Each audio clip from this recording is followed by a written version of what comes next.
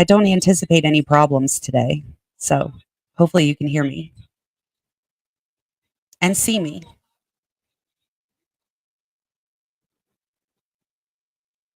I'll wait. I have a habit of going on and no one can hear me.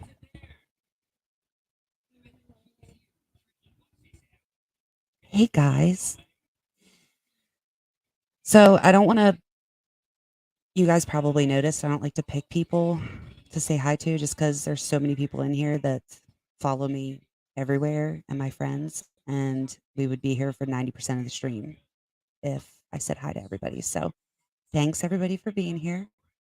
Who all has seen the filing? The filings from today. They're really good.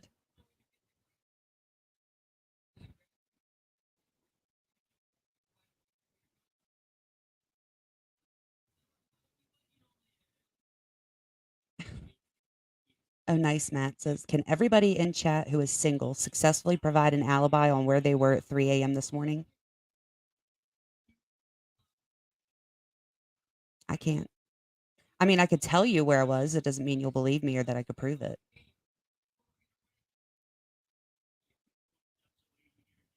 Okay. So we'll just jump into it because I do not anticipate this being a 5-hour live stream. Well, I was asleep too. Okay. So there were filings that got put out today. And to my surprise, I don't know if I was the only one that was surprised. It was a second motion to compel, right? So I'm like, is she asking for the same thing again? And then I got to looking at it and looking at it beside the other one because I was going to compare it with you guys. And I was like, oh shit, this is all different stuff. So I can't say for sure if they ever got the things they were asking for before. But today there's a new motion to compel. And we'll read it and I'll give my opinions, but I'm curious kind of what everybody's thinking because it seems really, I don't know. It seems like easy peasy, should have already had it, but I'll get your all's opinion on each thing. No audio sharing today. I was over it. Oh, and for anybody that was here that stuck through that super, super long, fucked up, skipping, echoing everything presentation I tried to put through, I did post it just by itself. So let's share.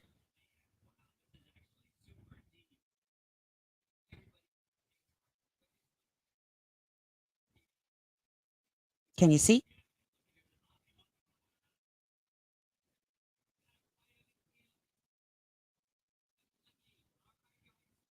It was fun. It was not fun for me. I was getting very frustrated, but you all handled it so well. But now it's by itself, like without me talking or anything before or after.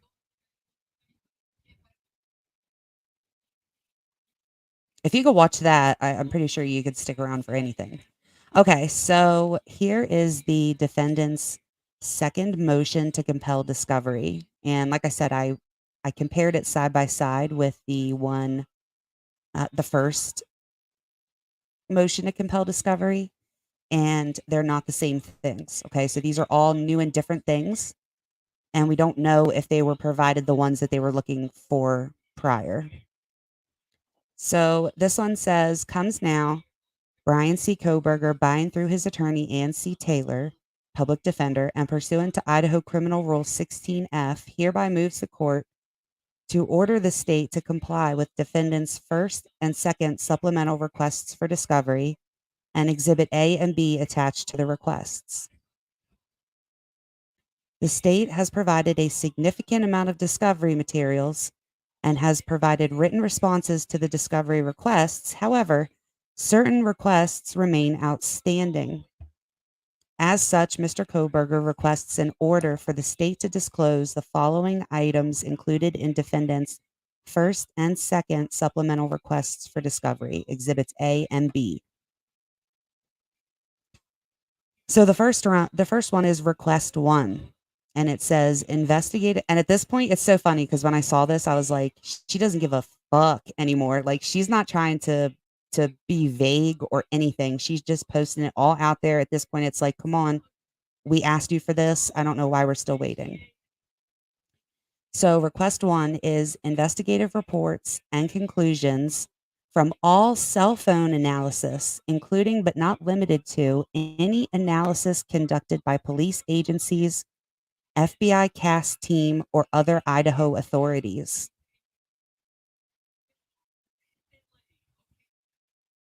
The state has responded by listing page numbers and audio/video file names of information and data provided to the defense in discovery. As of June 13th, 2023, counsel for Mr. Kohberger has not received any investigative reports and conclusions of the analysis of this data conducted by police agencies. So it gets more specific later. I'm assuming that this is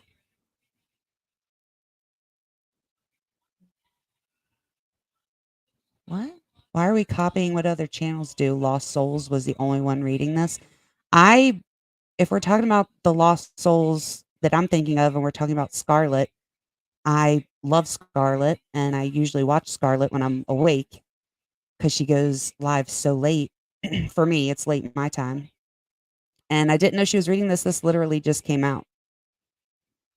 I'm sure there's going to be plenty that are going to be reading this. So what I was saying was is this request one, they get more specific later on in this motion. And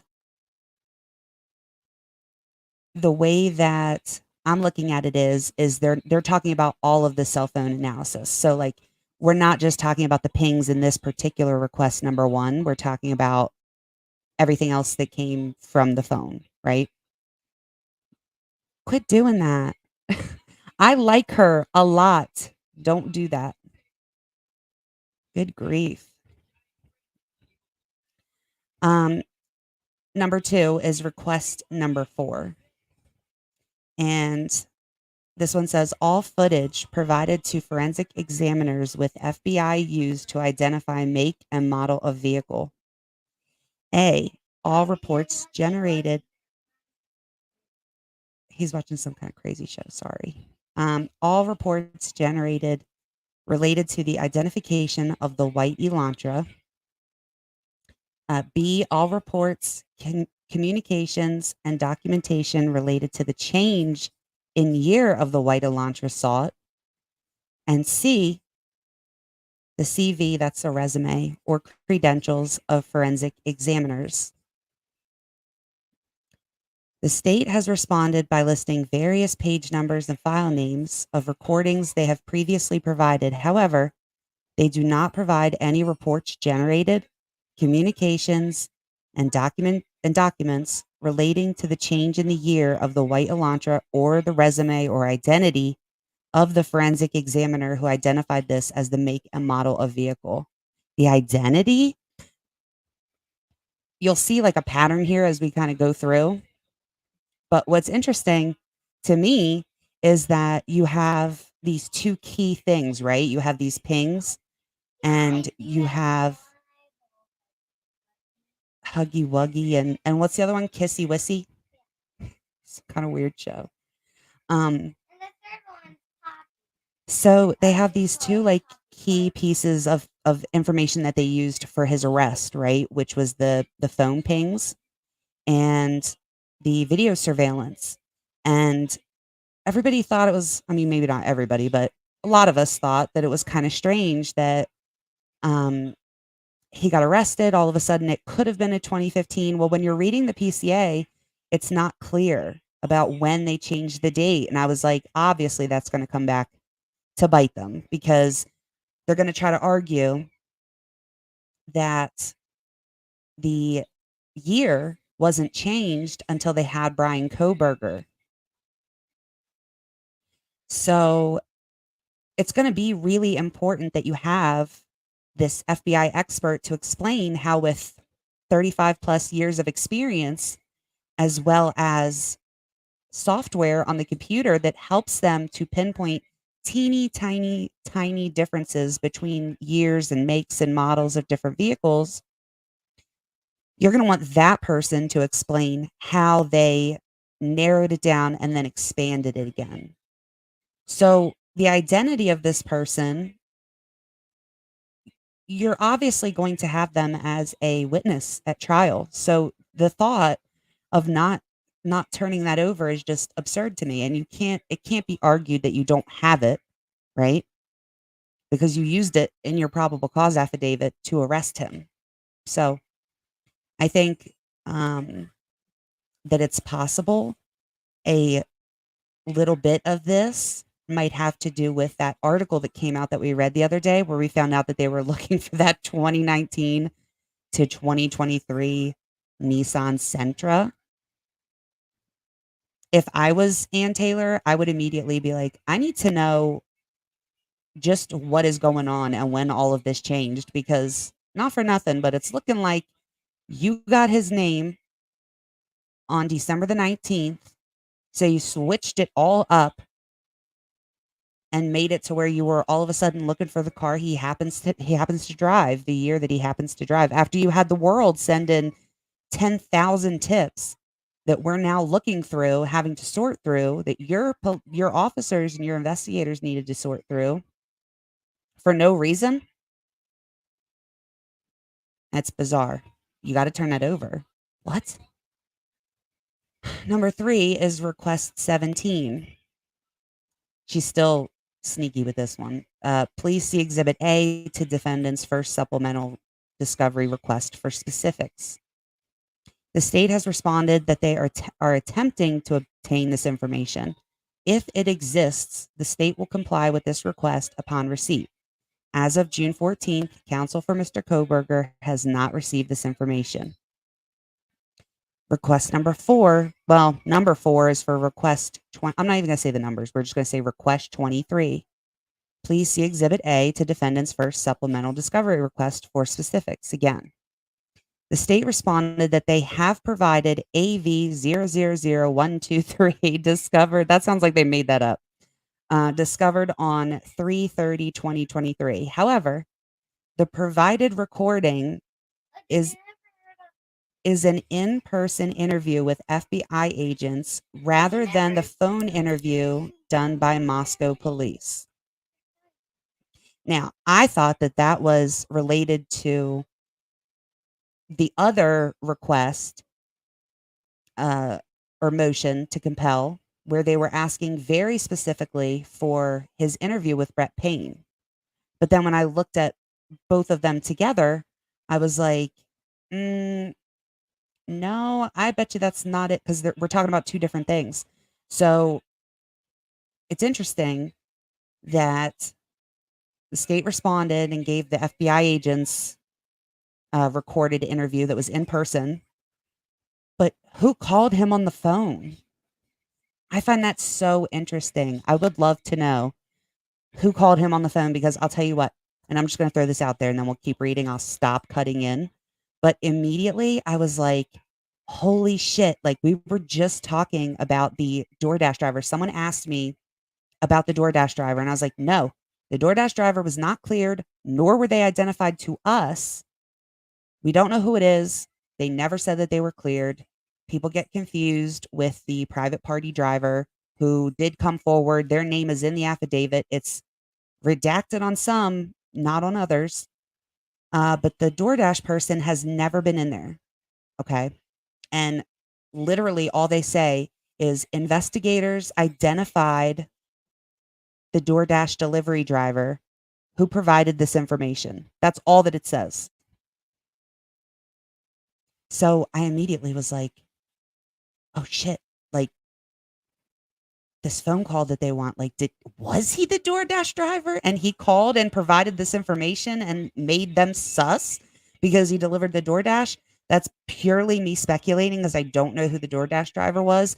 But the fact that they are looking specifically for a phone call that they had with him, and not like a in-person interview. Like, they're like, "Yeah, we got the one with the FBI agents. We don't want that." Because to be honest, if that was after his arrest, she had already invoked his rights, like, to remain silent. I highly doubt that FBI in-person interview was anything, really. So I'm super curious who called him from the Moscow Police Department. So request 109 is the identity of FBI special agent that is a member of the cellular analysis survey team that was consulted with to determine locations of the cell phone from 1112 and 1113 and all CAS certification records and training records for the involved agent. And they hit the nail on the head here. It says the state objected to this request for the reason that it is outside the scope of ICR 16 to the extent that the state intends to offer expert testimony. It will comply with ICR 16b7. Mr. Kohberger disagrees, as this information was largely relied upon in various warrants, including the arrest warrant. Information relied upon to secure search and arrest warrants is necessary to conduct analysis of Fourth Amendment issues. Further, the entirety of the information could include materials required under Brady. Idaho Criminal Rule 16 covers broader area than the evidentiary rules of admissibility. Do they really? I didn't realize that he had already objected to this, so I would be willing to bet this was in the first one. I can't believe, or I guess I can't, like, imagine the audacity to think that that wouldn't be that wouldn't be important, or would be something that I wouldn't have to present. I'm almost like, did Brett Payne do all this? I was listening to somebody read the PCA, and it was like, I consulted with the FBI cast person, but in looking at all of the data, I was able to determine, and this person, I wish I remembered who was saying it, but this person was like, you were able to determine, or they were able to determine, or we were able to determine.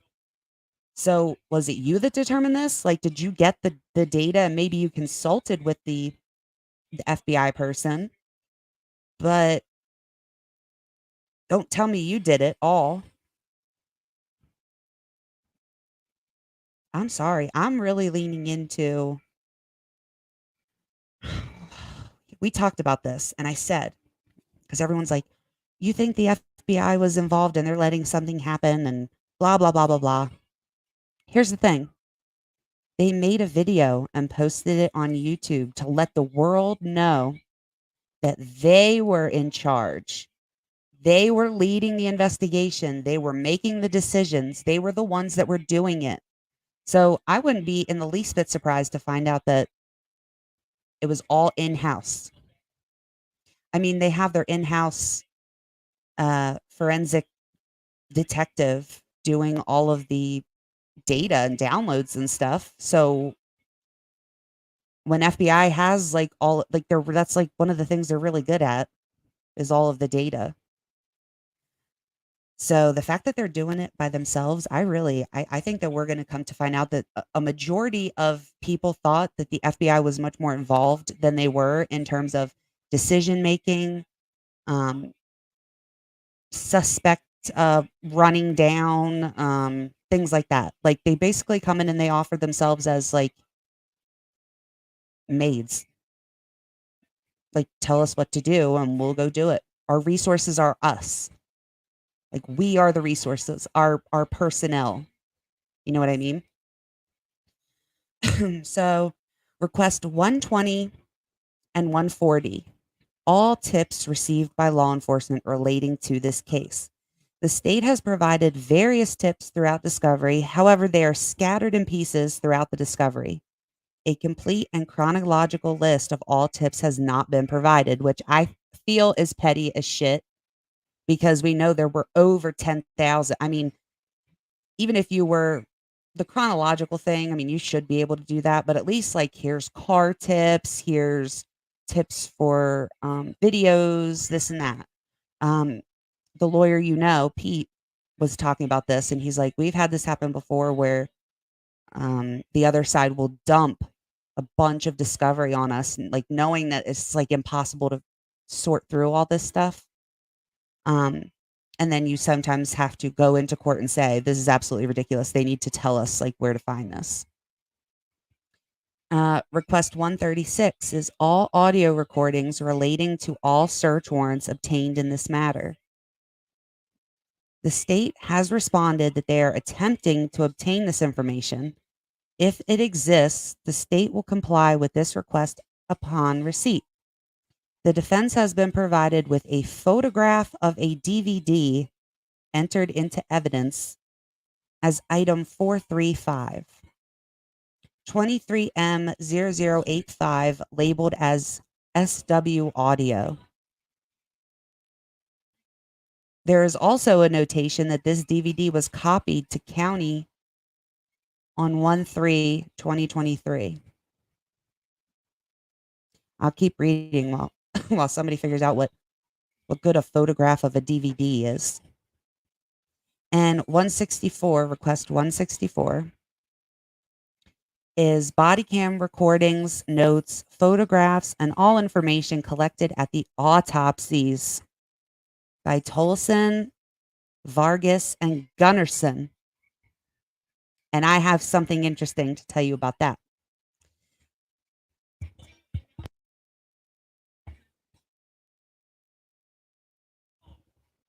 Isn't this cute? Sometimes that works, though, as is such with me. The state responded that they do not have these items in its possession. Clarification is needed on if they exist and are still in the possession of another agency. We're going to read that again because we're talking about the autopsies. Okay. Body cam recordings, that could be like recordings not on video, notes, photographs, and all information collected at the autopsies by Tolson, Vargas, and Gunnarsson. So, and I'll tell you who these people are here in a minute.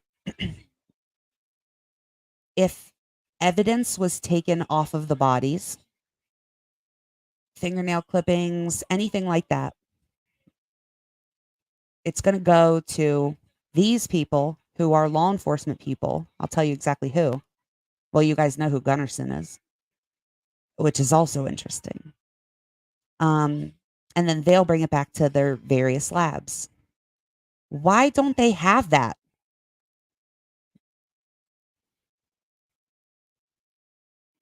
Commercials and said, "What the fuck are the three of them doing in the autopsy room?" Hold, please. Let's pull up my email.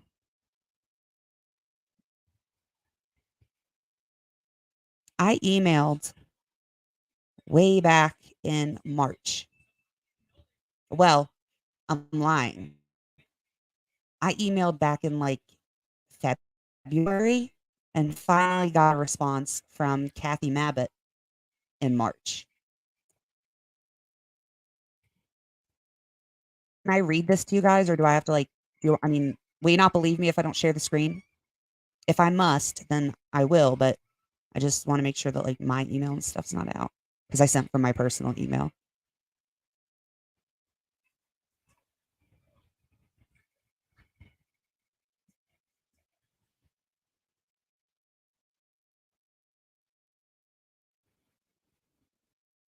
I don't see anybody answering. So I'll just read it to you for now. Okay. So let me go back to the beginning. I emailed her on February 21st. Again, so then again on March 31st. And I said, "Good afternoon, Miss Mabbitt. Please see the attached emails between myself and the Spokane County Medical Examiner's Office." I forgot about those. So I could go back and read those if you want. I emailed them first. I went straight to the person that did it, the pathologist. I have CC'd them on this email as well. I am seeking a list of witnesses to the autopsy of Madison, Kaylee, Ethan, and Xana.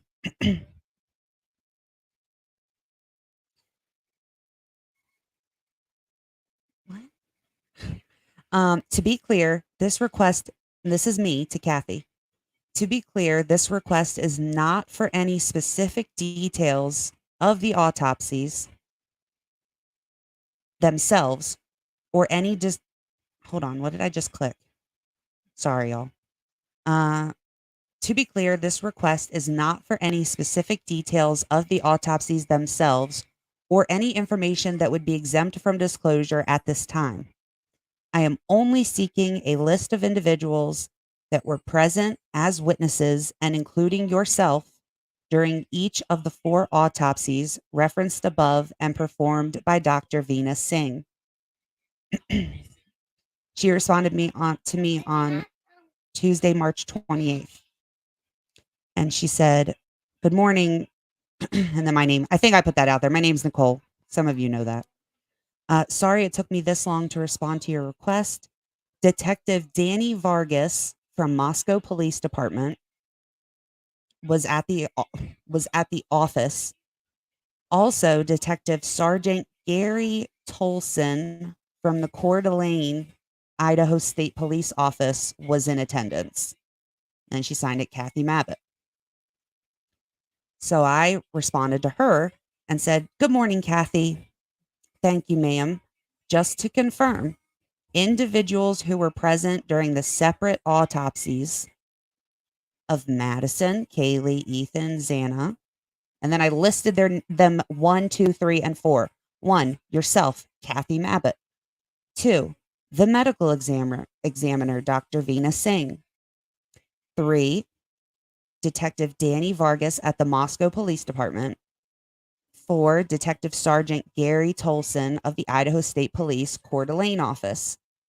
Just those 4 individuals for all 4 autopsies and no witnesses from the Federal Bureau of Investigation, correct? Also, do you have an estimate of when the autopsy reports will be available to FOIA requests? And she said, yes. She's very quick to answer when she does answer, just so you know. She responded, yes, that list is correct for who was present during the autopsies. The Latah County Prosecutor's Office, either Bill Thompson and or Bradley Rudley, handle communication related to FOIA requests. You can reach out to them for copies of reports. I said, thank you, ma'am. I greatly appreciate your help. Have a nice day. She replied to me back, thanks, Nicole, you too. And that was the end of it. She never said anything about Gunderson at all. So I'm curious why, what Ann Taylor has to know something if she thought that he was there. And what I find interesting is that nobody reported on this. Like, I tweeted this and I was like, it's probably not important, but it's a piece of information that nobody knows. Who was at the autopsies? I was curious. I thought for sure that Brett Payne was going to weasel his way in there. So I asked and I put it out there so it could be reported on. Nobody reported on it. Okay. So now here we are months and months later, and we see this motion to compel discovery. And not only was she told that they don't have the report, which is directly contradicting what I was told, and what's written in the probable cause affidavit that literally references Veena Singh's autopsy report dated December the 15th. But there's someone else that was also there. So why haven't they given up the autopsy report? That is important. The autopsy report and also whatever items were in their possession when they left there, because that's going to be evidence and you're going to need to know about the chain of custody of that evidence. Once it left where they were doing the autopsy, they need to know where it went.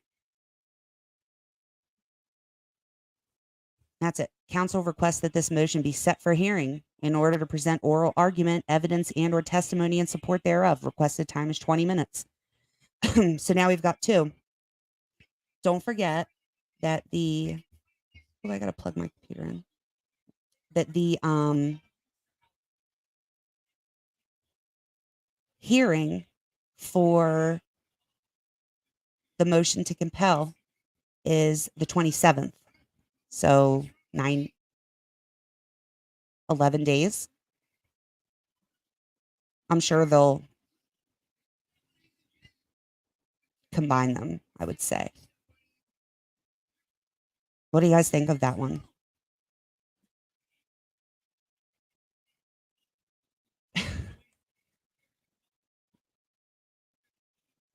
So, Sleuthy, you should request the same for veteran Brentley Kapaka. I've tried. I have requested stuff on Brent several times at this point. We were told that in May it would be available, and it's still not available. Like nothing's available. And I was listening to the audio stuff today for him, and I'm concerned for real. So, and I don't understand why it's taking this long. And yes, his name is Gunderson, but I don't find it odd that you put Gunderson, to be honest. There was another name. I'd have to pull it back up. Let me see. There was another name. She spelled it funny, but I wasn't. I was like, whatever. The audio, well, I don't know if it's legitimate. I mean, it sounds legitimate, but it's supposed to be nope, no toxicology reports either, apparently.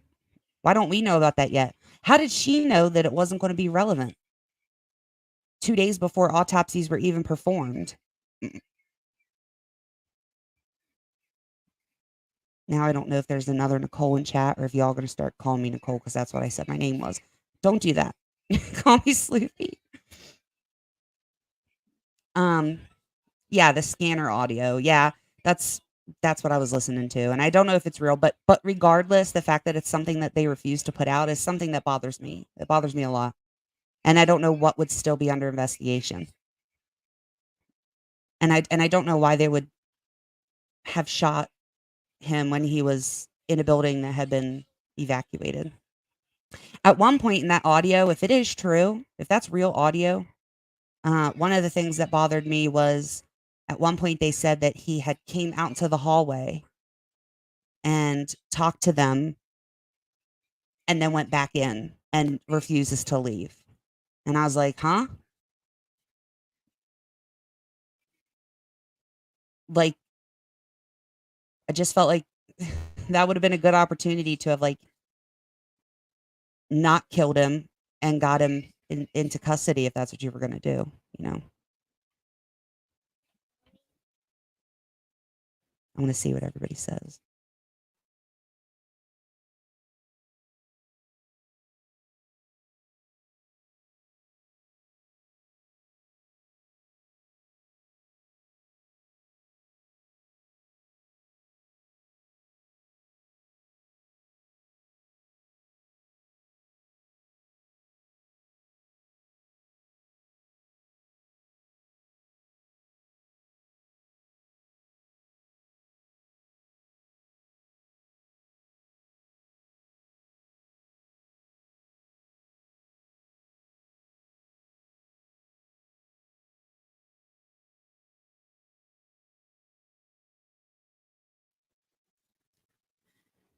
So let me go back and look at these. I'm glad I happened to look at my battery thing in the corner, or it would have just died on everybody and we wouldn't have known why.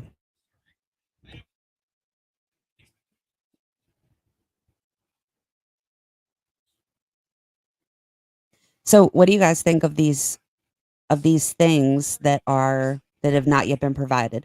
Specifically, I guess we'll start. I want to know, hey Lori, I want to specifically know about the FBI cast person. We'll start with that one. What do you all think about not wanting to provide the information the resume, the identity of the FBI cast agent that helped you determine that all of these pings that you put in the probable cause affidavit were where they were in order for you to use it as a means to arrest him. What do you all think about that?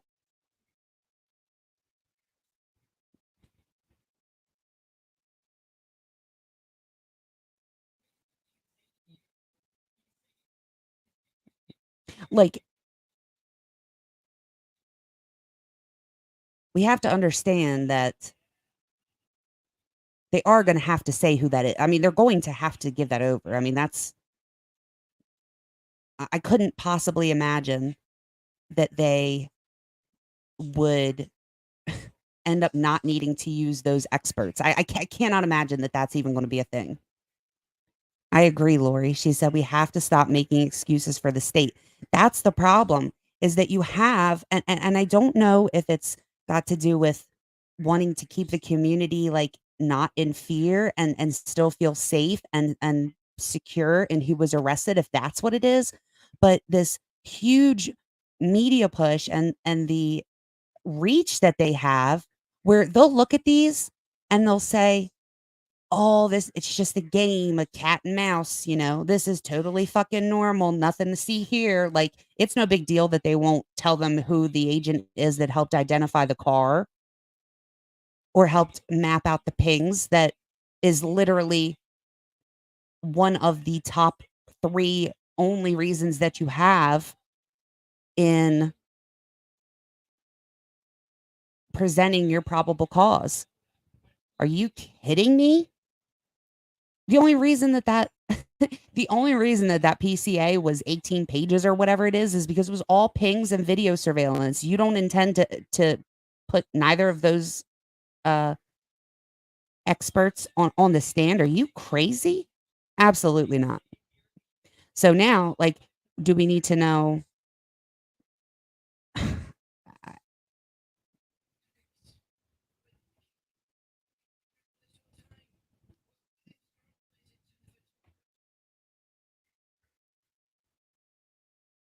here's my thing. I think that and I've always said this, and I'm gonna stick to it until I see something that doesn't make me think this way anymore. I never thought that someone went in there and, like, planted a knife sheath with Bryan Kohberger's DNA or, um, and anything like that. But I always thought that they have a snitch and they jumped on this information about Bryan Kohberger, and they thought that if they arrested him, once they arrested him, they'd pull all these warrants and there would be a plethora of evidence inside his devices. Like, I think they were full on expecting to see a ton of digital evidence. So, what happens when you arrest this person and you can't find what you expected? Now you gotta push it off. Now you can't go to the preliminary hearing. Now you gotta go to a grand jury, and now you don't wanna hand over the grand jury stuff. You don't want anybody to know what was said inside the grand jury. Like, this is all just craziness to me.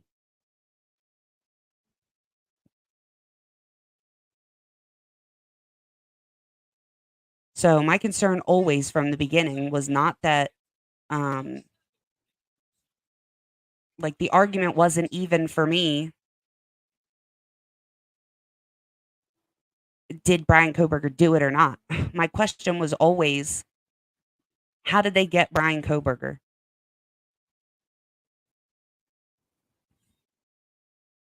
And did they do it in a way where this is gonna stick? And to me, it looks like it's falling apart. That's just my opinion. Bitchy Bookworm said, "Sleuthy, what does your son think? Kids are logical." He's involved himself in one conversation and he, like, blurted out of nowhere. That's sus. He's 5.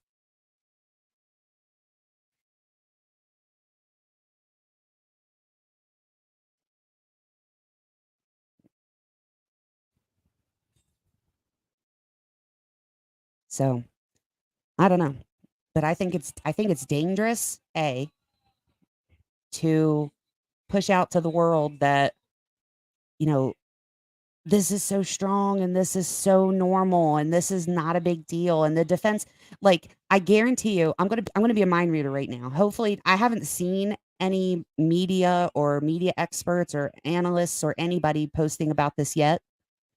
So this is just my full opinion.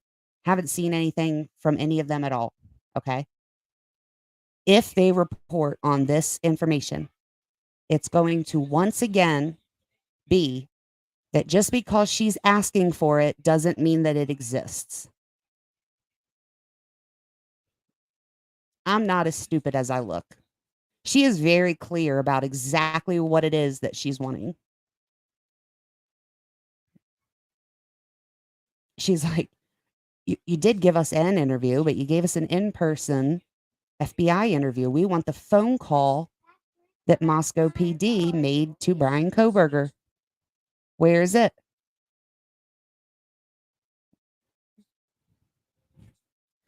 Laura Cooper. This is normal for the defense to ask for more information. Laura, is it normal for them to have to ask for all basic ass information, such as autopsy reports, the pings that were used to arrest somebody, um, information on how you identified a car that you saw in the area as being a 2011 to 2016 white Hyundai Elantra after you had already determined that it was a first a 2019 to a 2023 Nissan Sentra, then changed it to a 2011 to 2013 white Hyundai Elantra that you put out to the whole world. And then at some point, nobody knows when, except for them, except for the state, because the defense still doesn't know. And they refuse to even say who the FBI examiner was that did change the year of the cars to 2011 to 2016 to include Bryan Kohberger's car.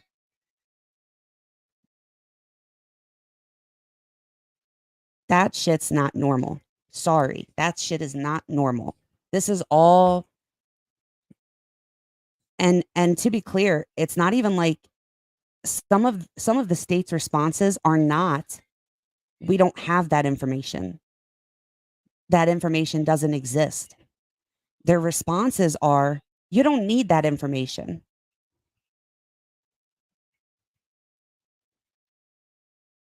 They objected to the request for the identity of the FBI special agent that is a member of the CAS team that was consulted with to determine the locations of the cell phone from November 12th, the night of the murders, and 11/13, the morning of the murders, and all CAS certification records and training records for the involved agents. The state objected to that and said that it's outside the scope of what they need for discovery. The only time they have to hand it over is when they intend to offer expert testimony from that person. How the fuck are you not going to offer expert testimony from that person? You quite literally, this person, according to you, is the one who put Bryan Kohberger's phone outside of Pullman in the time that you say is suspicious. It's important. I can't imagine a world where you're not going to let that expert come and testify. They have to.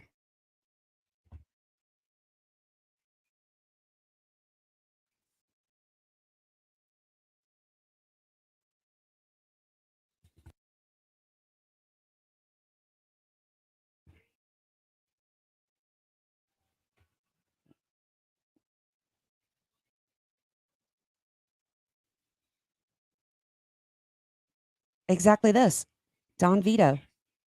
Why does prosecution need another $135,000 to try Kohberger if they have so much evidence?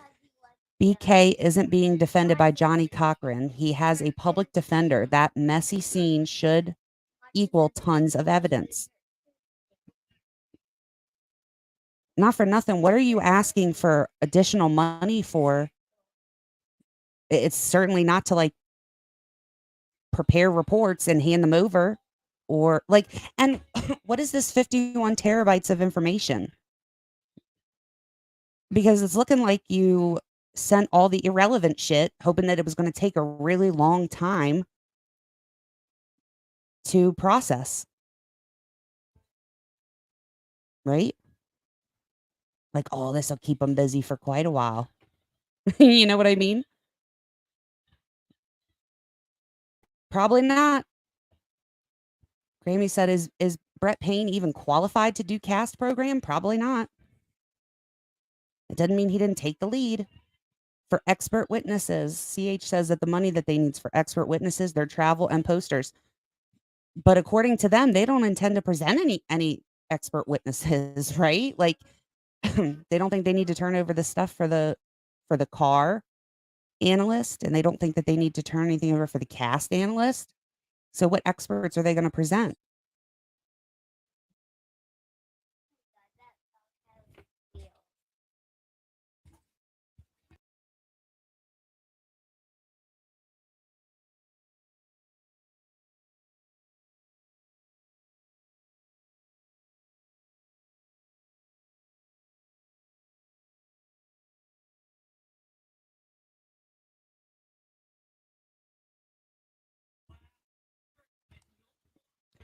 I think this is clear. I bet that Bryan is actively participating in his own defense. So, for instance, um, how do they know about a phone call that he got from Moscow PD that they didn't turn over to them? Had to have been because he said, they called me on the phone. See, that was the other thing about that I'm not sure that we talked about when we were doing the alibi stuff, but what do you need to determine your alibi, right? Or if someone says, um, like I've heard people say, well, if he lets someone borrow his car, there should be like a trail of that. You should see like text messages saying, "I'm coming to get the car," or "Thanks for letting me borrow the car," stuff like that. He doesn't have his phone. He doesn't have his phone. And here in this motion that was filed today, it doesn't look like he has even the analysis of his cell phone yet.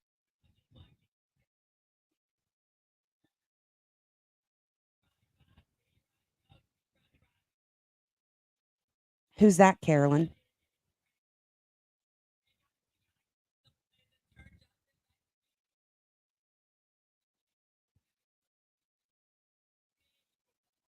I'm glad you said this.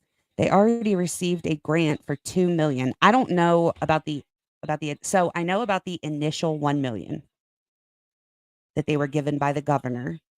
And does anybody remember it was a local person, a local reporter who reported on they had gone to the different agencies. So they went to state police, they went to Moscow. They asked them how much they have spent to date on the investigation. This was after his arrest. And state police did. Moscow refused to. That's a public record. Oh, funny. Yeah, that's literally what we're talking about. Yeah, they denied them. Moscow did. Need to put in a request for itemized list of expenditures. That's taxpayer money. They need to show where they're putting the money. Most especially if they're going to ask for more. For God's sake.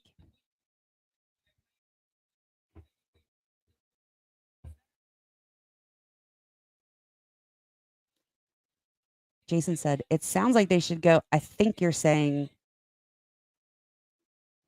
unless you're talking about Judge Judy, I guess you're talking about to the jury. I guess you're talking about having a trial next week. How could state go with nothing in hand to turn over? I think that's going to be a reason, one of the reasons, oops, one of the reasons why, I'm sorry if I just like made you deaf. One of the reasons why I think that Ann Taylor's going to try her damnedest to make sure that they go to trial at the set date in October. It's gone now, but I saw someone say lack of oversight or no oversight. That's a problem. It's always a problem. That's why there is like public records and stuff like that. You know what I mean? If you're just allowed to just stay and no one's no one's looking at what you're doing, it's much easier to keep doing whatever you're doing even if it's not right. Accountability. So with this, certain people are relaying this information, and in doing so they'll say, go watch the hearing, the community hall hearing or whatever it was. I watched it and they said none of that. So Love MJ says defense got the millions. Remember, Taylor is $200 an hour. Now there are two more attorneys to pay. So if they would have explained it correctly, she's getting paid $200 an hour. Her county is getting paid $200 an hour. She's getting her regular fee. The county, where all the public defenders work, is getting that $200 an hour. The only thing she gets in pocket is anything over 40 hours a week. So she's not making $8,000 a week or a month, whatever the fuck they were trying to say. That's not what it is. And this is exactly right, commercial zone. Yes, and her having to write motion to compel after motion to compel is causing defense fees to unnecessarily increase 100%.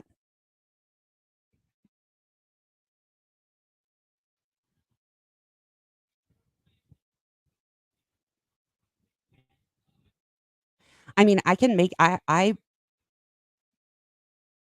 look and see what I can grab.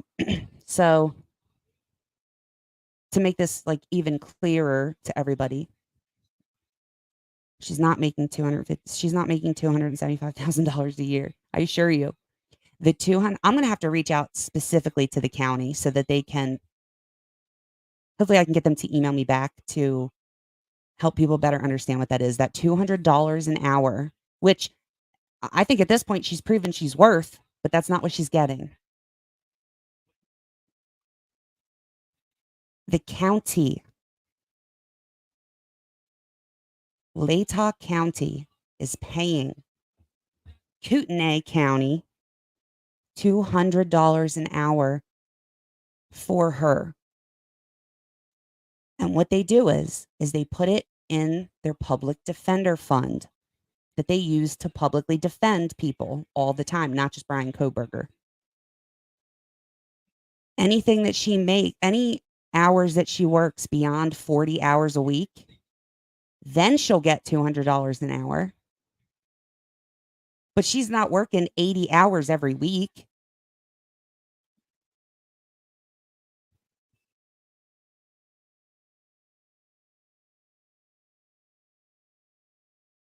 Sorry, but you've got expert analysts. That's how they're analyzing that data, and they're putting it out on the news, and they're telling you that she's making more than the prosecutor. And it's a big fucking deal. We can't get past how much she's making. It's like so disgusting. I can't believe she got this raise. And, it's like,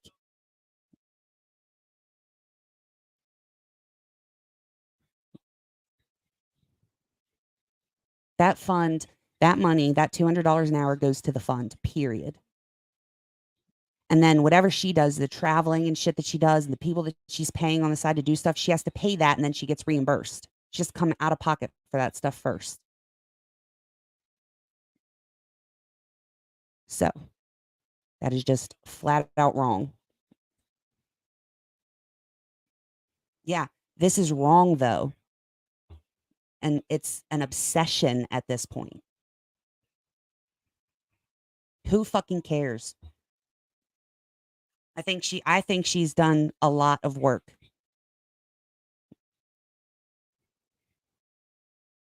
God forbid one day you need a public defender. You're going to want to hope that she's getting paid well enough to give a fuck. Because they don't usually. And if you go and you look how much the people at the Moscow Police Department, who doesn't even deal with crime, like dangerous crime, like real crime, every single day, they get paid a lot more than police who like go to work every day and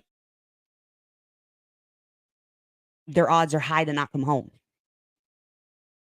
So if you want to talk about how much money people are making, I would be you should be asking why police that are brand new police that use that police department as the in between school, police school, being allowed to be a police officer, and then wherever it is they're going to go after this to make an actual living somewhere. Why are they getting paid so damn much? I don't give a shit how much Ann Taylor is getting paid. She's like the boss of all the public defenders. Doesn't matter to me.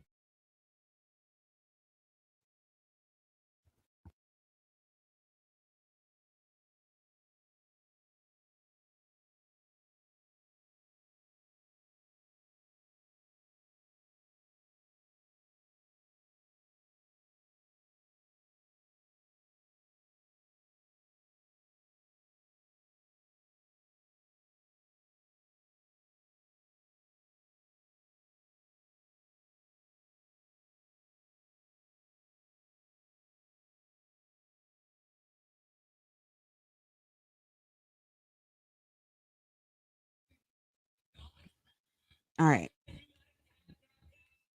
So the only other the other one is the state's clarification to the state's supplemental response to defendant's motion regarding the grand jury record and transcript. I figure it would be helpful if we go back to their supplemental response, and we'll read that first. So Ann Taylor asked for the information from the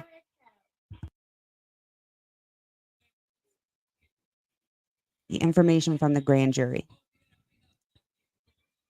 And we all saw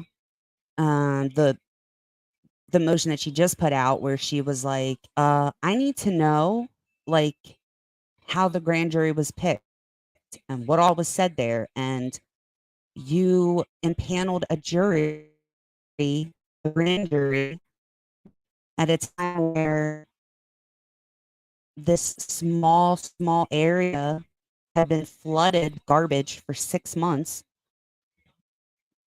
and expect them to like come and make like a reasonable determination that's not biased, right? So she put out that filing and she's like, I need the judge to demand that they tell us. Well, today, among all the other things, which this would have been my last concern, my concern, I wonder how many days it's going to take him to respond to that second motion to compel. It don't look good. Like we talked about this before. It's so funny because again, the ridiculous birds, they're out there just flapping their yaps, said that it wasn't odd for the defense to have to file this motion to compel. You know, they do it all the time. It's a game. No, it's not. They had been talking behind the scenes, right? The state wouldn't hand the shit over. So they're like, listen, we've been talking about this forever. You're not doing it. So now we have to go to the judge and make the judge make you do it.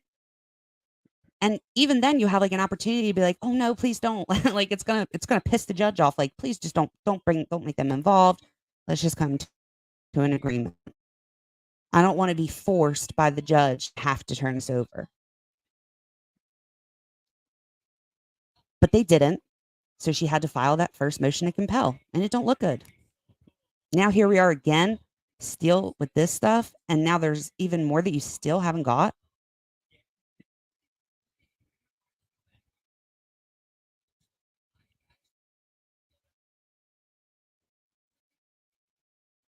So let's look at this. So this is the clarification on their response. One injury the jury.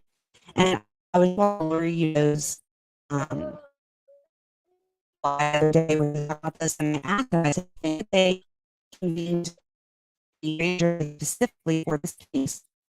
He was like, "I don't really know. They have it seated all the time. We go other places all the time. We will have a like grand jury that's 12 months. It's not weird."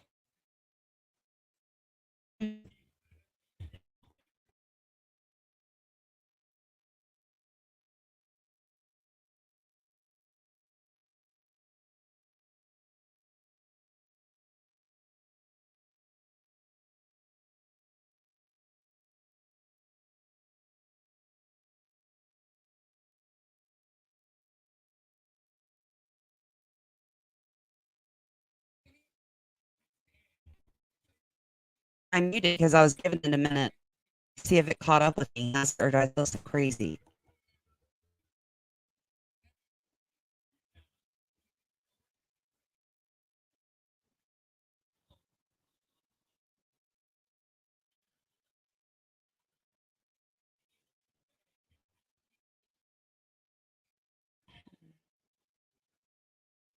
You can hear now, but does it sound terrible? Am I still like a robot?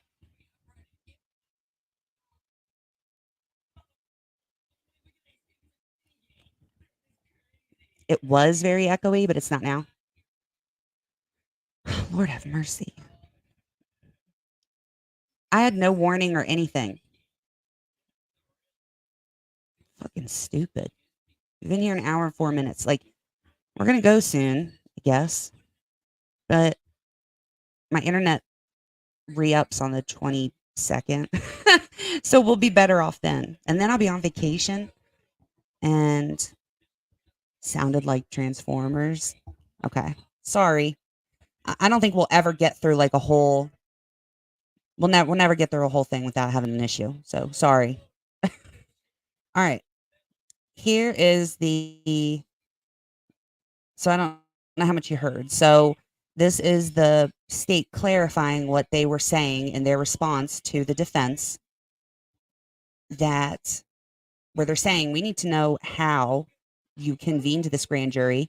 And when I asked the lawyer, if I thought if they like had done their own grand jury just for this case, and he was like, probably. I mean, it's like they don't have crime all the time. They don't really need this. If you look up like how many times they go to a grand jury in Idaho, it's super small. So probably, but we don't know for sure. Well, now we know for sure because in this clarification, he specifies that that is exactly what they did. So Ann Taylor, in my opinion, is justified in wanting to know exactly how these people were picked and when and what questions they were asked to see what they knew about this case and what their responses were, in my opinion.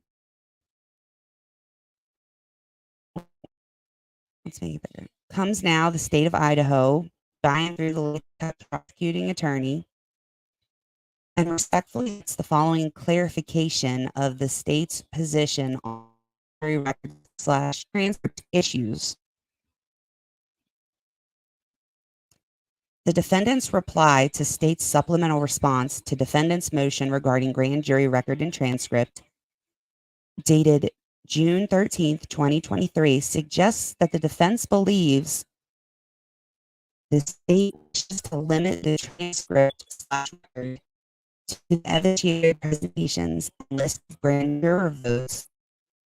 Note at the first page, the first page, the defendant's above reference reply, the defense refers to grand juror notes. Damn it.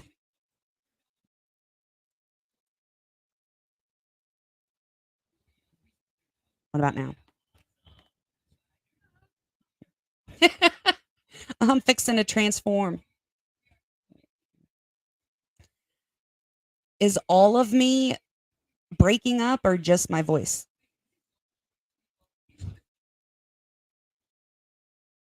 Oh, the damn it was loud and clear. Maybe I just wasn't speaking close enough to the thing. Is this better? Lord have mercy.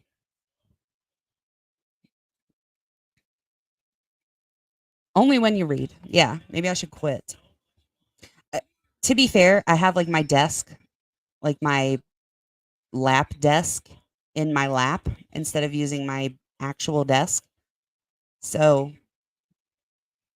that's why if I'm making you seasick, like that's why it's because it's like it's it's not very steady. Okay. So it says note at the bottom of the first page of the defendant's above referenced reply, the defense refers to the grand juror notes. Although this is likely a typographical error, the state wishes to note that the individual notes of the jurors are not available for inspection by any party. You know what's so funny to me is these motherfuckers pointing out other people's typos when they have the most audacious writing. Like that PCA, you should be worried about the typographical errors in that PCA because you then sent it to two judges who approved of it, who literally have this man pinging in two different states at the same time. Worry about that. Just like Bethany's lawyer when she responded, and she responded with loads of typos, but wanted to point out how they spelled funk wrong. Come on. These people got bigger problems. It's so petty. You better double, triple, quadruple check your own shit before you start talking about other people's typos, for heaven's sake. So it says, to clarify, it is the state's position that the record/transcript of the grand jury proceeding, including everything that was done, quote, on the record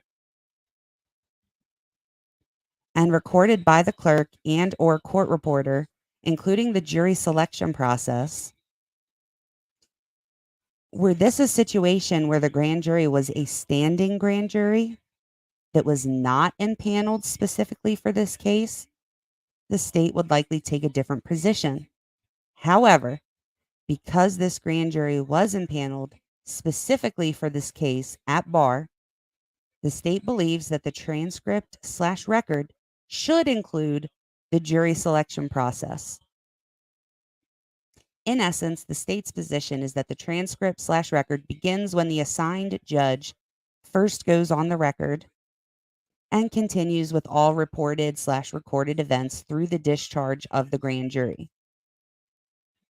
The state respectfully submits that this addresses the defendant's interest in the questioning of prospective jurors, as well as the nature and quality of evidence presented, including whether exculpatory evidence was included, as described by the defense in the first full paragraph on page 3 of their reply.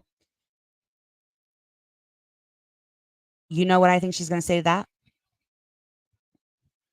You think it's going to be in there isn't going to be good enough. It needs to either be in there or you need to make sure that it's going to be in there. You can't say it should be there and then we're going to wait another month to finally get the records and then have to come back and ask for more, which is exactly what you wanted us to do.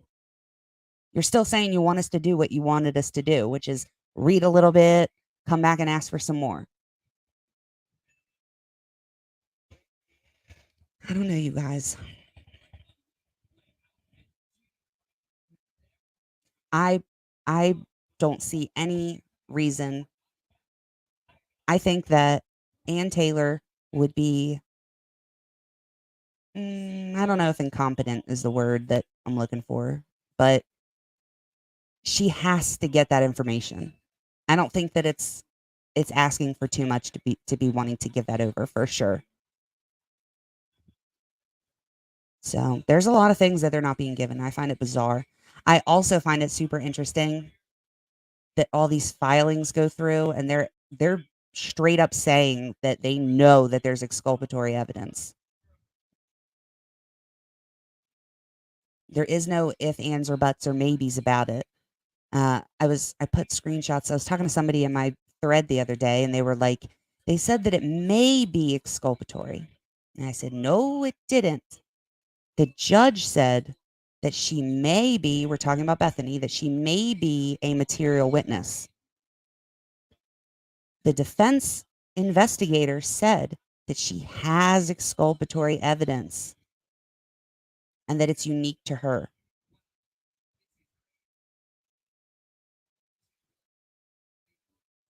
So they've always been very specific about what they're saying.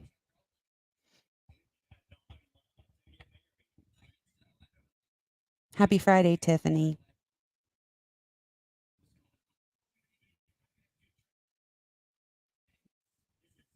So what do you think? We're gonna go soon. I was working on a list. Remember I said in the last one that I was gonna would it be helpful to go through and like look at the filings in chronological order and talk about like what they are, what the response to each was. Well, I've been doing that today.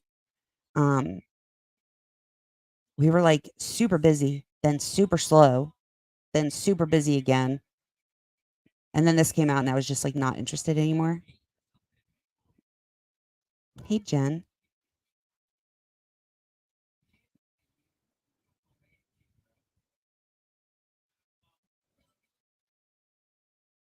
Sleuth Squad said any normal judge would ream the prosecution for this. And I'm going to call him Judge John or JJ. I am not calling him Judge. Hey, legendary.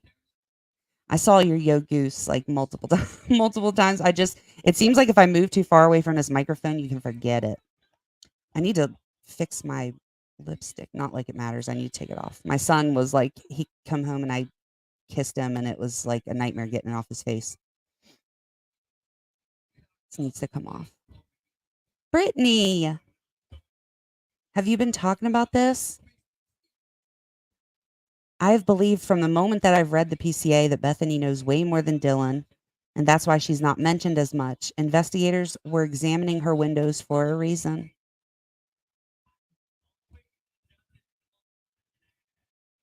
Mhm.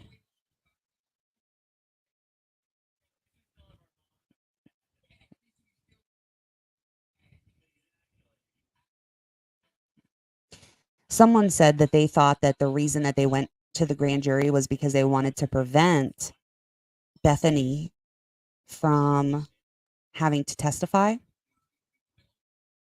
which I think is reasonable.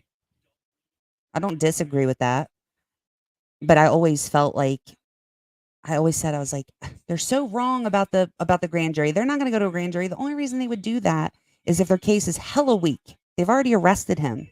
Why would they like essentially recharge him with the same crimes he's already sitting in jail for? They're not going to do that. By God, they did do that.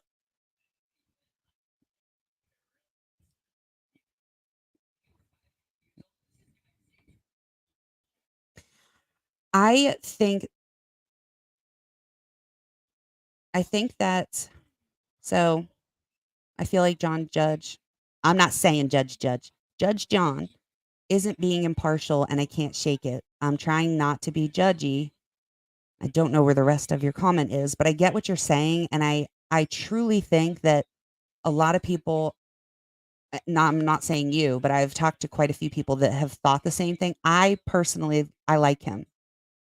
Um but I think that there are a number of people who feel like that's the case because he's very clear about his concerns for Bryan Kohberger. And I think that there's a general feeling of like, oh, there's the rest. Hold on. But there's something I can't shake about the smugness he has. I think so. I could see what you see whenever he was talking to Shannon Gray. And I think that a lot of that was, and this is just me, this is just how I perceive him. I like him, but I think that he was uh, smirking at a lot of the things that he said. I think that he essentially was like, it felt like his position was, you're already talking. Your clients are allowed to talk. Be their lawyer and tell them, advise them of what they should and should not say. You physically don't have to be the one to say it. Why does it have to be you? Like, it's not about you. You can still advise them on what's appropriate. You can still advise them of things that are happening in the case. They can speak.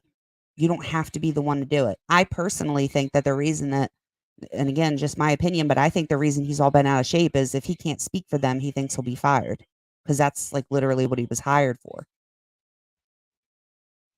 But I think that Judge John is, mhm, I think that Judge John seems to be on the side of Kohberger, let's say.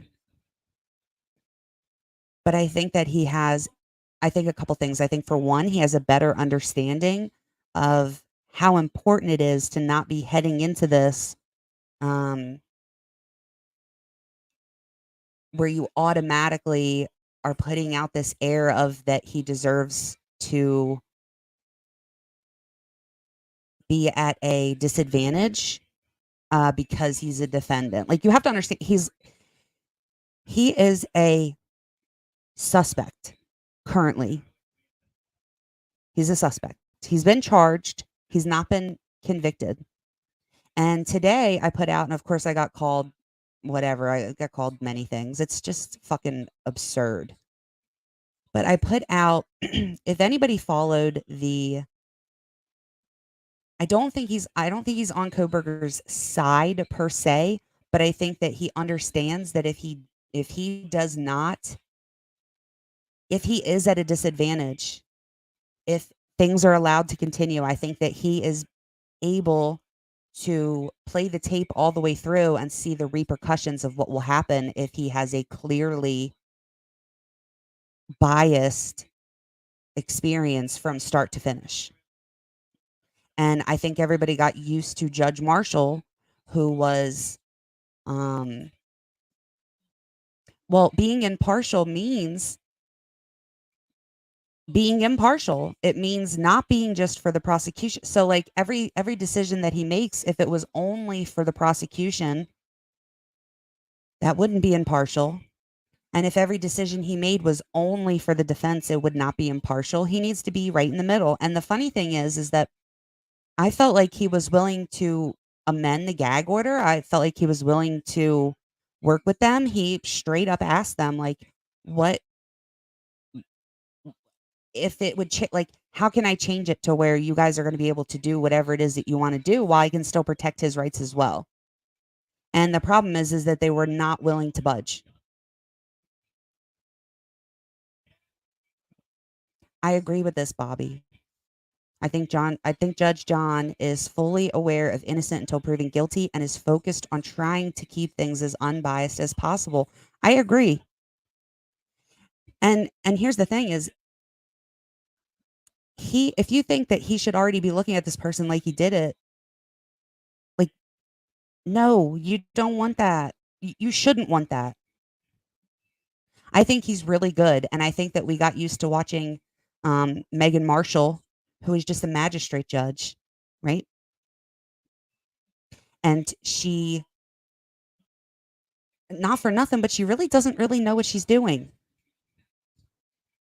And she doesn't typically have defendants in front of her for that long. She doesn't typically put up with all this stuff. He was in front of her for almost 6 months. Most people are arrested. They have their preliminary hearing within whatever it is there, the 14 days or whatever the case is. I know it's different for if they've been arrested or if they haven't. And they get bound over for district court. They don't spend 5 months and have to sign all of these motions and subpoenas, and like people are in and out of her face quite quite quickly. So I think she just didn't know. Something as simple as him showing up in court with jumpsuit orange on. Notice the first time he appears in front of Judge John, he's got on actual clothes. There's a reason for that.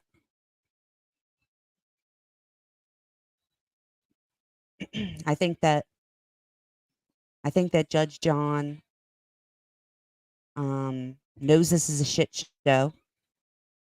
I think he's trying to handle this in the best way possible in an almost impossible situation.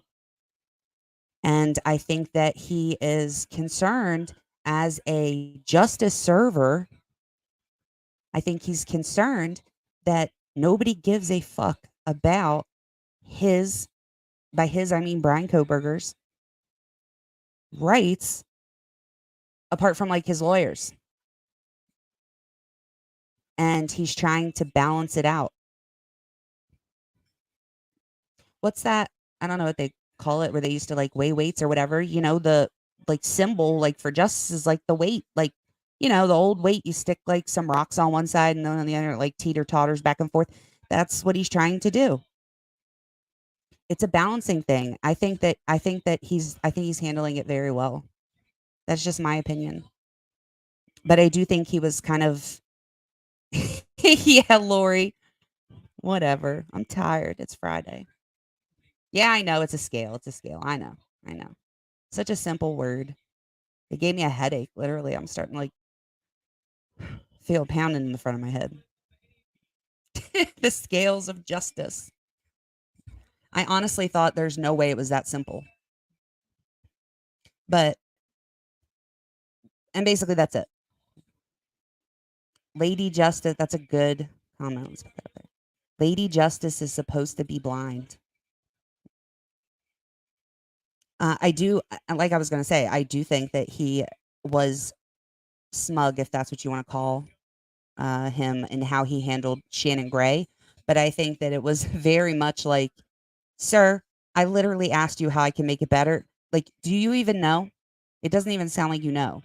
So, like, why are we here? Like, you got to think we're taking up time, and time is money, and we're here, and I'm asking you how we can fix it, and you have no solution. You've had all this time to think of a solution, and your only solution is that I get rid of it.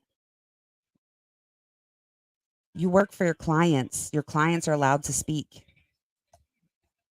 Tell them what they should or shouldn't say. And that's it. That's it. It doesn't need to be like a big production. You don't have to be the one.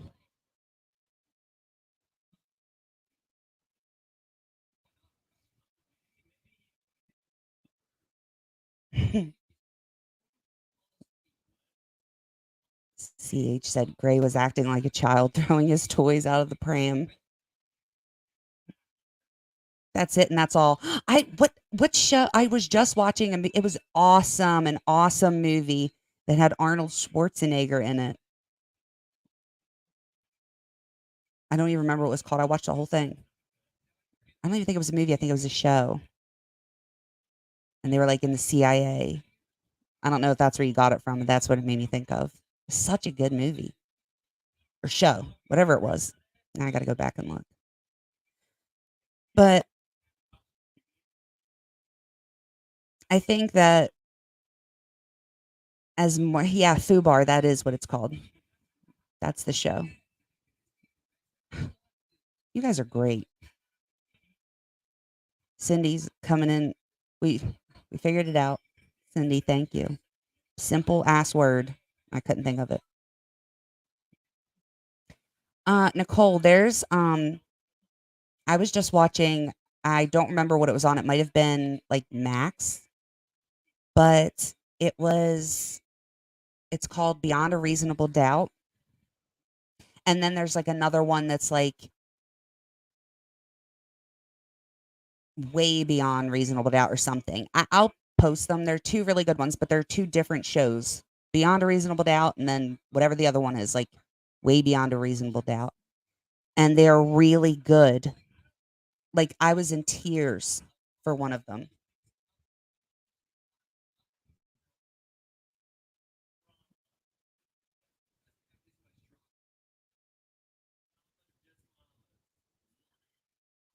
You guys are embarrassing me. You're making me sweat. Thank you. Um,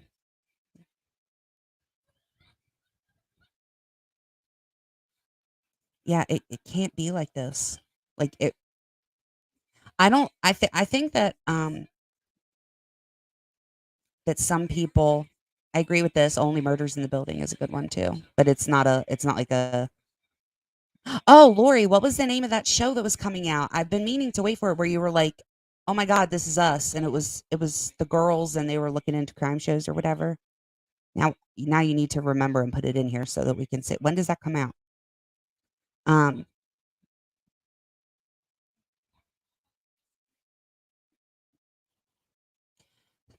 can we talk about the fact that Ann Taylor asked for the trial to start on 11/22 and the House is 11/22? She can't be that dumb. She actually asked for it to be at the end of the 6 months for the speedy trial. Lori, I don't know what that says. It's snout?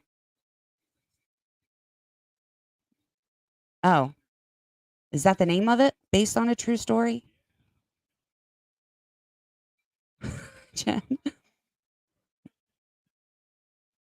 Yes, the name of it is based on a true story. It's not just I didn't miss it. It's out right now? Oh, I gotta watch it.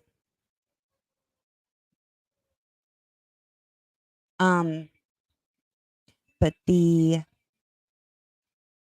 shit. Oh, the trial. She wanted them to put it on the outside of the 6 months, which is like another thing. Like they were going around saying that he waived his right to a speedy trial. That never happened, but nobody like it's really hard when you have a small voice.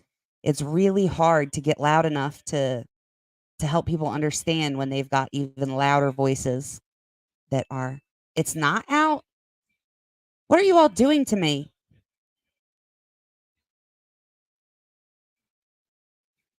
Somebody else binge watched it. It was so good. Absolutely, Carolyn. Justice for the victims. I think that there's like a disconnect and I think it comes from an emotional place and I get it. It is out. Okay, Lori. I'm not going to read another fucking comment about this show. I watched it. No, it's not. You know what? Moving along. Um I do think that it's for some it comes from like an emotional place. Uh and I'm confused too. Um the show is called Based on a True Story.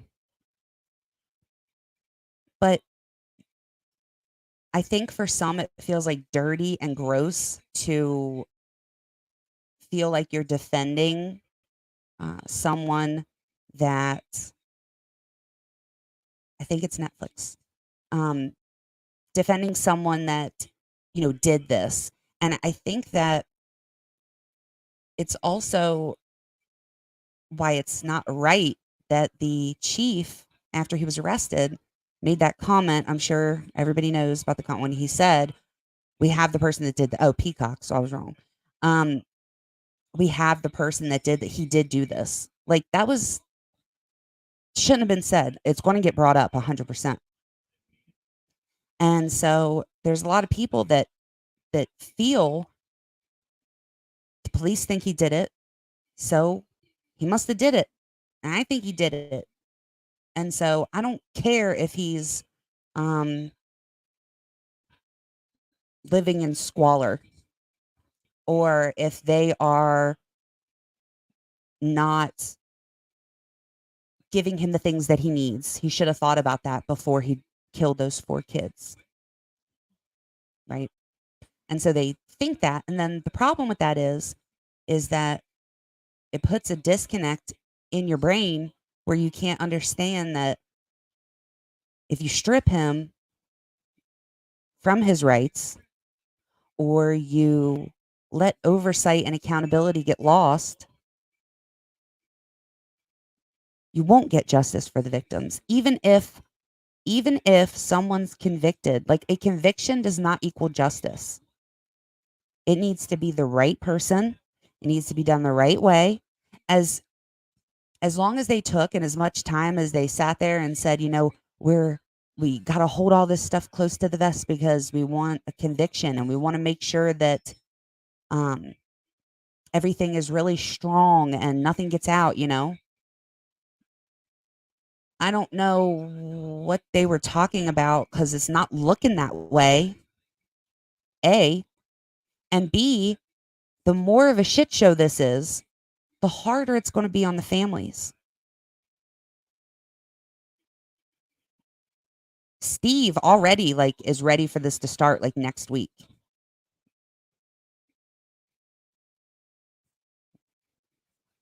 I agree with that. I think that's probably true, that this case will be taught in college, whether he's guilty or not. I think this is I mean, do you guys? I think probably so. I think it would good it I think it is a good learning opportunity for, like, for everybody, including other departments and things like that. You have to understand that this this police department was not they had no this was a learning experience for them too. I agree. We should all be advocating for a fair trial no matter his innocence or guilt. I think it's hard to a lot of people are like, if it doesn't happen to me, I don't really care, like, or it's always different when it's happening to somebody else. If there's no consequences, if I don't feel the consequences, then it really doesn't matter to me. But have to realize that each time it happens, it gets closer and closer and closer and closer to happening to you. Like the more that it's allowed to happen, the more it becomes normal. Then you get the new normal, like where the world is walking around with masks in Walmart, sweating to death. There is so many theories. What's crazy to me is I get behind theories 100%, but some of them are just I go down the rabbit hole all the time, literally all the time. But that's with like information and being able to look up more information. So it's kind of crazy to me that we have these things like that lady that was like, he's a cannibal. Did you all watch that video? I couldn't believe what I was hearing. I made that whole video because I listened to what she said when she was like, I think that he's a vegan. Keep in mind, this is a lady who is like an expert witness for people in trials. She's like a psychologist, like a forensic psychologist, okay? And this woman said that Bryan Kohberger is a vegan because he's afraid to eat meat because he's scared that he'll eat people. He's scared that the cannibal in him will come out if he eats animal meat.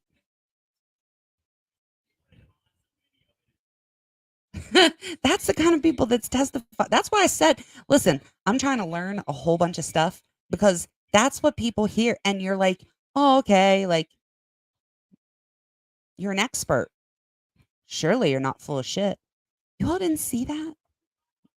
How tacky is it to like play your own video? I don't put it like I it's so funny because like I put up videos and I'm like, can we all watch it together? Like that's why I like doing the premiere because I make it for us all, like for us all. And so I don't like you just watching it by yourself. Like I want to know people's reactions and things like that. I can't believe you, Lori, you didn't see that? She was on News Nation. It's the crazy like older lady with the long blonde hair. Oh, what is her name? Because I've been meaning to look up her. I know somebody in here gotta know what her name is. Someone told me the other day. I forgot to write it. Lori, are you kidding? Now we know that Lori talks to me on a daily basis and doesn't watch any of my videos.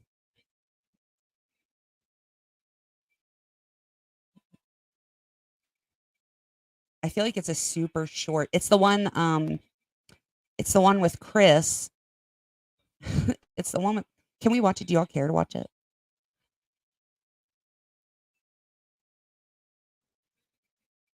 Well, you all gotta be fucking kidding me. I'm so disappointed. I'm just kidding. If you all missed it, this is a great opportunity to watch it together. Sick. Sick. But again, she's a person who testifies as a expert witness. No, it's not Miller. I'll know it if you say it. It is short, Matt. Only if it's short, but we wasted like 20 minutes, everybody confusing me on purpose about what the name of the show was. Not this week or last week. I have house guests, permanent ones.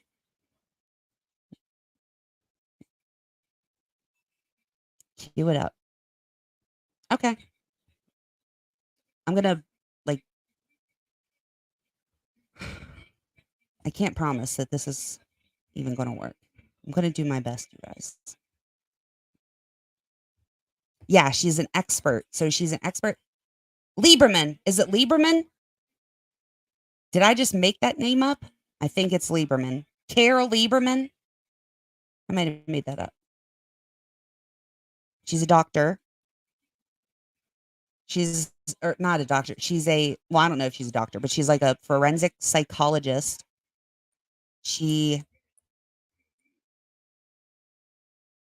Well, you'll see. And I only took a clip. I was like, what the fuck did she just say? That sounds like a name. Thanks, Jen. I don't if that's not her name, I don't know where I pulled that out of my ass. Dr. Carol Lieberman. Maybe that is her. She's a madman. Dude, I saw that and I was like, she said what? I replayed it. I don't even know how many times. Because I literally thought I was crazy. But she goes, she is one of the he's an incel. Just craziness.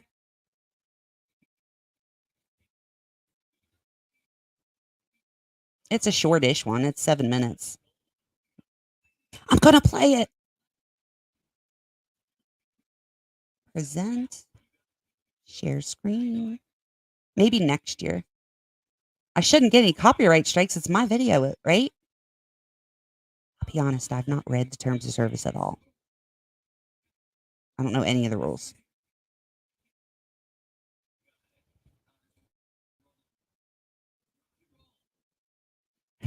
All her Crayolas are broken.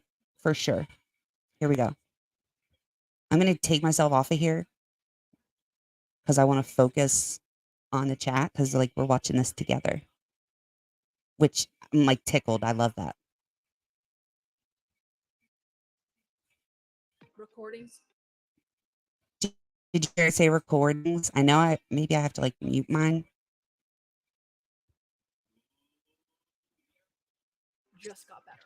Can you hear the ad? Hey, it's Dana from StreamYard. I'm so excited to announce that local recordings are now available on StreamYard. Have you ever done a recording where your guest just had terrible internet issues? They were blurry, they were freezing, you could almost hardly hear them. Well, with local recordings from StreamYard, you'll be able to download a perfect quality video from your guest after the show. This means that no matter what you or your guests Did you hear it that whole time? You'll be able to download the perfect high quality recording every single time. I need to know before I more volume. But you could hear it even when I was muted. I was using the ad as a test. I turned it all the way up just now, so we should be good. But when I muted it, when this turned red, you could still hear? Okay. All right. Bryan Kohberger. I was blindsided. This is out of character for Bryan, these allegations. Nothing that surprising that he would possibly be stalking other individuals. Also, it's not surprising that he would have been condescending or treat women differently than men based on what we know. Was he? I mean, like, if this hadn't happened, would you ever have thought he was weird? Exactly. That's what I'm seeing is like the people that are saying that, I know for a fact didn't really know him. And they're just saying it because they don't want to sound like they're, for him. I'm just being honest he wasn't a bad dude in high school. He was a straight A student. He gained popularity. He lost a lot of weight. It was complete opposite from what you think. And that's what should be told, but they're not going to say that. So, I think that the reason why it was still so bloody with all his knowledge was because his rage. And again, that I think that, and I still think the more we find out that he's an incel and that this was incel rage against women because of his history with women starting in high school. Well, at least starting in high school, where the girls would be bullying him. What are some of the things that you've seen about him that you're like, oh no, that's not right? Like people saying that he was a bully. People saying that he was always just weird and had a vendetta towards people. From somebody that was just the outside looking in. I didn't see any of that. He was always good to me.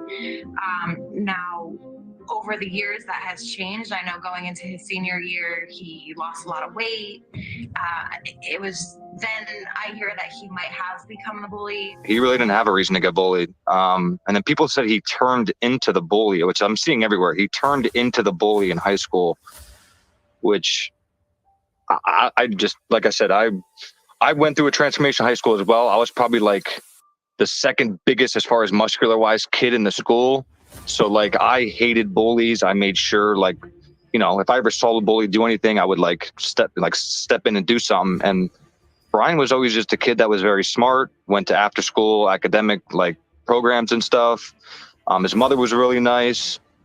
You know, so again, to see all this is just crazy. And then Why do people stalk? They stalk because they're feeling persecuted, and this is a way that they can exact their revenge. The same reason why people commit these types of heinous murders.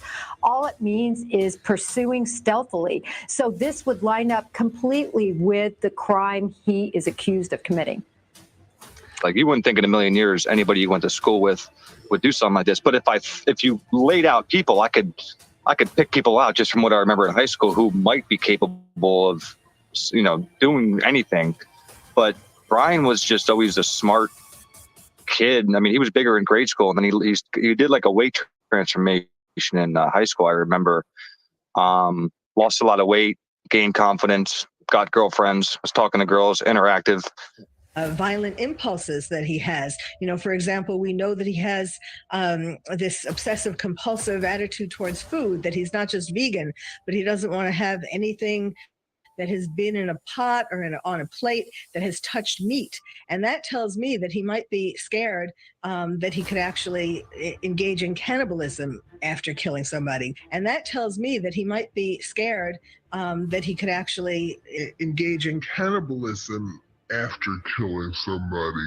So, you know, I think that the reason why it was still so bloody with all his knowledge was because his rage. And again, you know that I think that, and I still think the more we find out that he's an incel, and that this was incel rage against women. I mean, you have to be a special kind of individual to do exactly what he did and how he did it. But it just doesn't add up to the person I went to school with. That's what I can't put together. You know, and I know nobody wants to hear that. Everybody wants to hear he was sick, he did this, he killed animals, he was, you know, all this stuff, but it's just not true. You know, there was never any unsolved murders in my area. There's still no unsolved murders in my area. Like, you know. Was he ever in any kind of trouble as a juvenile? No, never got in trouble in school one time. Like I said, he was probably top 5 or top 10 of 500 or 600 people of his class. You got to understand that. So yeah. He didn't have any time to get in trouble. What I remember of him is completely different than like what everybody is like pinning him out to be. This is Kohberger's friend Bree, who says she met Kohberger at a party when they attended Pleasant Valley High School. Bryan was really funny. He wasn't outgoing at all. But he also wasn't shy. She says they bonded over their love of the outdoors. I don't necessarily remember the conversations, but you definitely remember how someone makes you feel. I just remember feeling okay. I was just with a friend. We know now through cell phones that he was stalking them, that he was stalking the 4 of them, particularly Kaylee, you know, and she had told her father that she had a stalker. People have been wondering if Kaylee had a stalker, if that was really true. I said this, she's a pretty girl, her friends are really pretty, so them attracting attention was pretty common wherever they went. So I think she attracted attention, whether that's a dedicated person following her around, maybe not. I do believe that the officers looked in it, and I believe what they said, that there was no evidence there. There was also a man who runs a store who was told either by Kaylee herself or by one of the other 4 students. And so we see that this is true. I think a lot of those do stem from all of the vagueness, and it's human nature to want answers. It's human nature to kind of put forth a theory so that you can even comprehend it in your brain. And so I think that's how we're getting all of some of these really, really off the wall theories on some of these theories, like Kaylee had a stalker, that even we're sitting here scratching our head saying, no, it couldn't be. If it was, it would be news to us. Yeah. This is something that, in terms of Kohberger's behavior, has been really consistent. Really throughout the past decade and a half of his life, this has been reported that this is how he has made women feel and treated them. And depending on the direction that the prosecution is going to go in regards to a motive, they absolutely could be called as witnesses. It's just so odd because if he stayed the way he was in grade school, getting picked on and had a vendetta, I could see like a motive, but it was a complete 180 in high school. So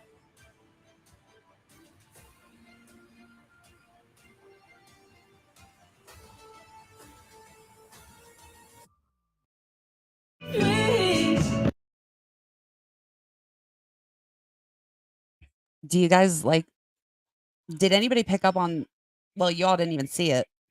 I want to know what you thought about it, but I've been ending them in thoughts. Did anybody pick up on the reference? Which is kind of offensive because I do that to people all the time.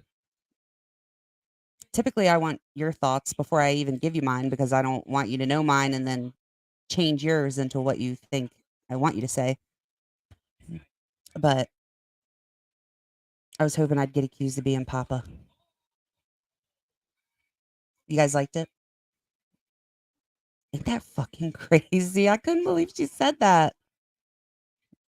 I forgot about the extras, like the pots, that he didn't want to put it in a pot because he was scared.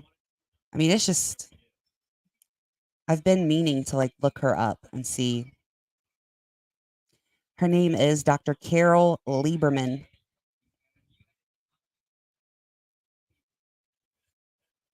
Thanks, Matt. Hopefully it was quick enough. All the people that I know follow me on Twitter are telling me that they didn't see it. Oh, I don't think I share my stuff on, I don't think I share this stuff on Twitter.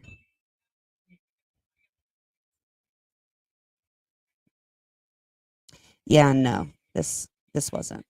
One of these days I would love for I guess everybody to say things that they heard or know or want to know or whatever, and us just go through and show it. But this specifically, I know people who within minutes of his arrest were trying to pull up his social media accounts, and there was immediately fake ones. There was no, it could have been deleted right before his arrest, but there was no Instagram. And most people don't even realize that there has been no, up until this point, what is it, June 16th, there still has not been a search warrant for Meta for Bryan Kohberger.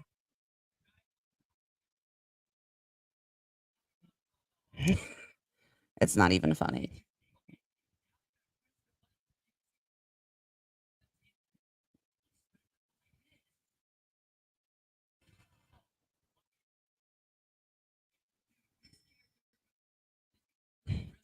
So the liking of the pics and stuff, I know it come from people, and I know they said they verified it, and I know they had a screenshot of different Instagram accounts or whatever, but it's garbage.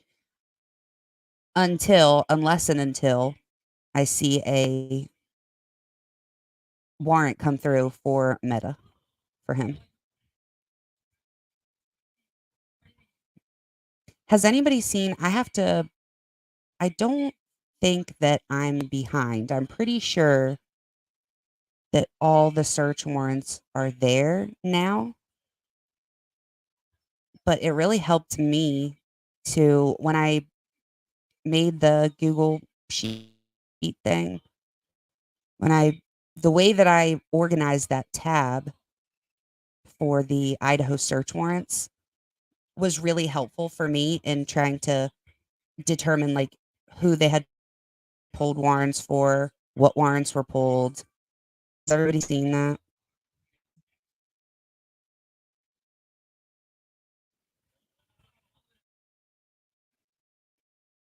I know some of you have. I'll show you.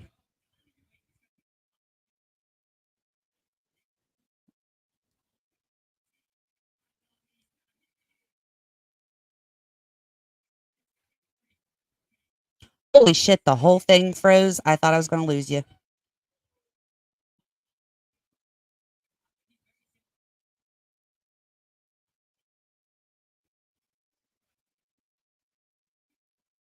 Has everybody like seen this? Does this look familiar?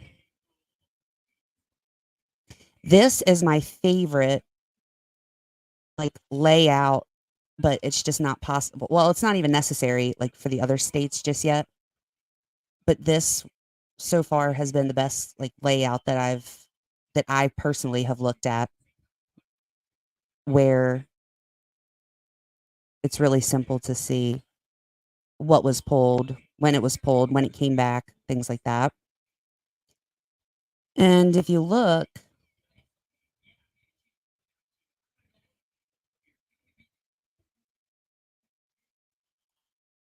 I want to pop me up on here. Oh, there I am. Okay. So this is the Idaho search warrants. So all the ones that we've seen come through in the docket. No results on his apartment. Oh, we can look at that just real quick because I don't know who's all have seen it or not. But we can look really quickly at the results of the presumptive blood testing that was done in his apartment. But this here is all the warrants that were pulled in Idaho. And I put it in this, whatever, this format. Like there's BK is Bryan Kohberger, Maddie, Kaylee, Ethan, Xana, Bethany, Dylan. And then there were like redacted names that I didn't want to like attribute to anybody because I didn't know for sure. But so, and you just scroll through, and these are all linked, so it'll take you right to the warrant. But you can see here, like this is Bryan's column, and that was his first warrant was December 23rd for AT&T. So AT&T, Google, Seagate, this Seagate 2 terabyte external USB drive, that is his cell phone data that was downloaded onto the USB drive. And then Tinder, Reddit. Oh, interesting. I forgot about this. So Tinder, Reddit, Yik Yak, Twitter, TikTok, and Google. I was just now looking like, why is the Strava one all the way over here? So the reason that one's over there, I don't know if y'all noticed, but is because the name is redacted.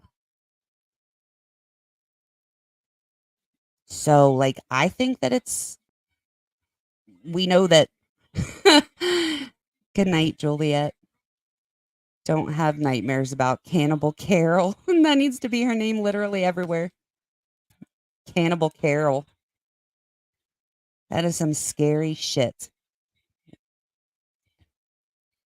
But so the Strava account we're assuming was his, right? Because we knew that he had one. We've seen one that had run in Pullman, but we don't know. And because the name was redacted, I shoved it over here under one of the redacted names.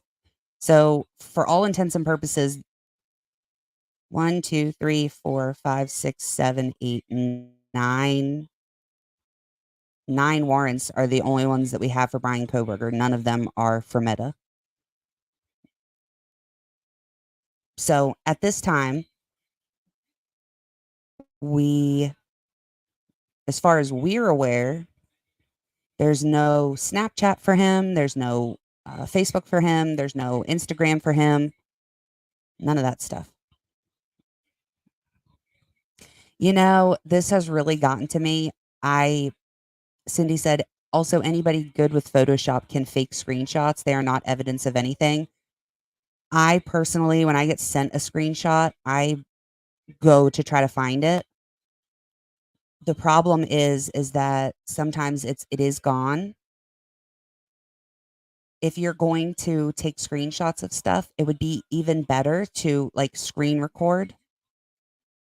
But I get concerned about that when I see after I realized that people were making fake audio on YouTube, which I had no idea was a thing, trying to put out audio of the killings. Like, I was just disgusted, and I really didn't know that that was a thing. So, I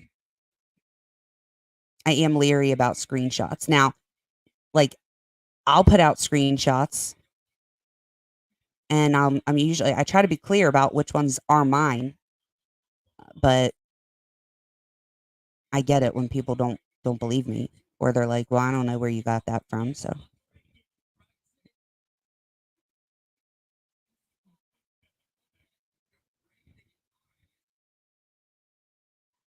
we'll do this real quick.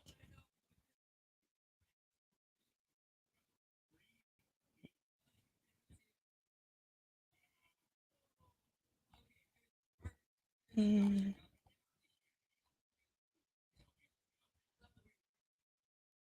know I tweeted them.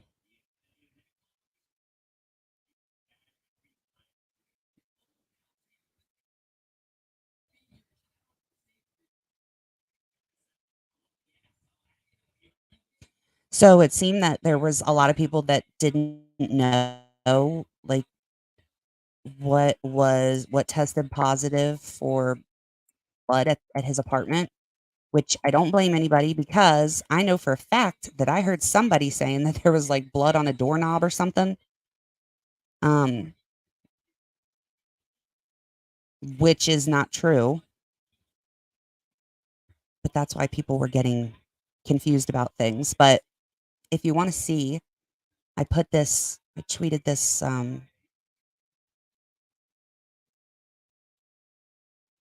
thing that I put together, 'cause it's the page, or the thing where I got it from is, like, 166 pages of documents, and it's really hard to tell, and it's, like, handwritten. It's really awful.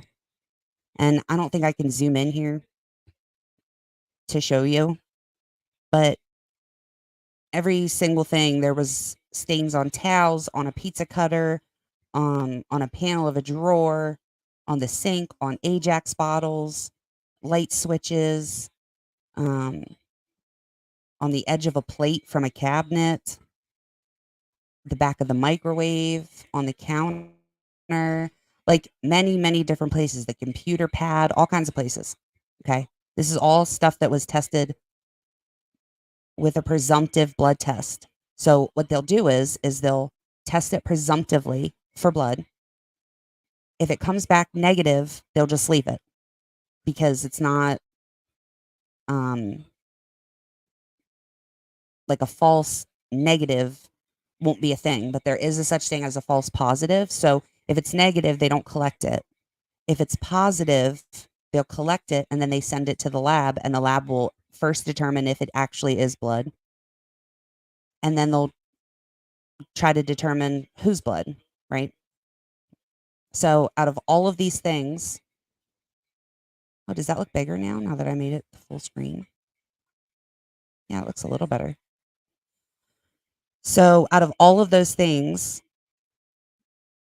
everything was negative, in the kitchen, in the bathroom, in the living room, in the entryway, and then everything in the bedroom except for, so the only two places that tested presumptively for as positive for blood, we don't know whose blood, was a reddish brown stain on an uncased pillow. There were two separate stains, a bigger one and a smaller one. They cut the two stains out of the pillow, and they only tested the bigger stain, and it presumptively tested positive for blood. And then a brown irregular drip, multiple stains on mattress cover of bed. They only tested one of those, and it presumptively tested positive. So that's it.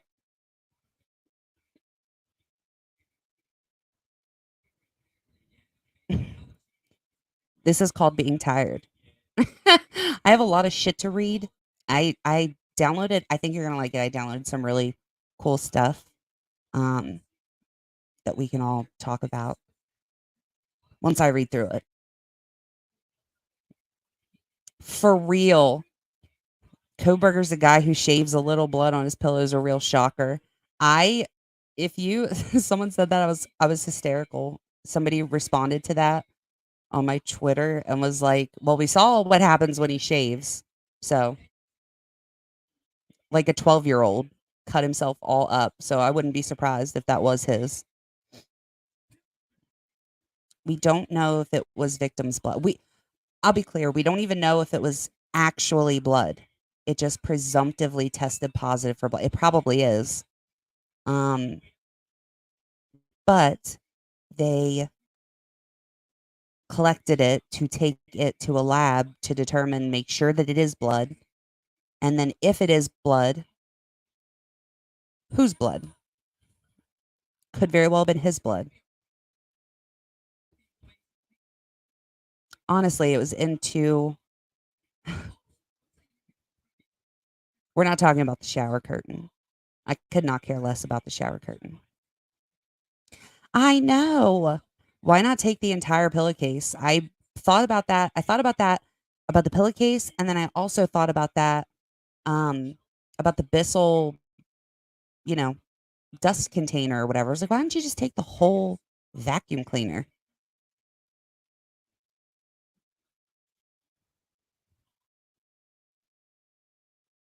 Can't understand me. I'm not sure why.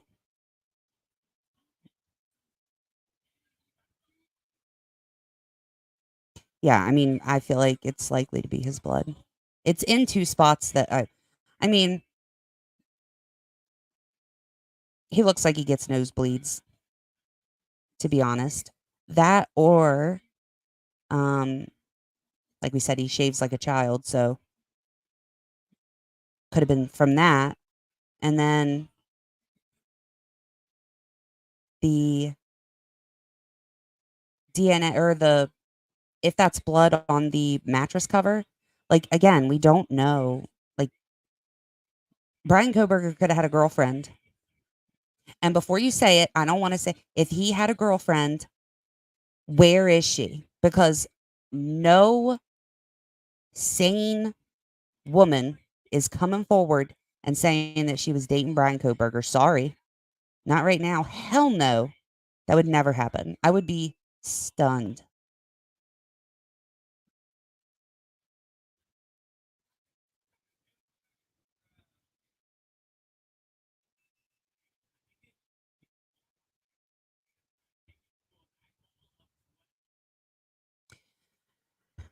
All right.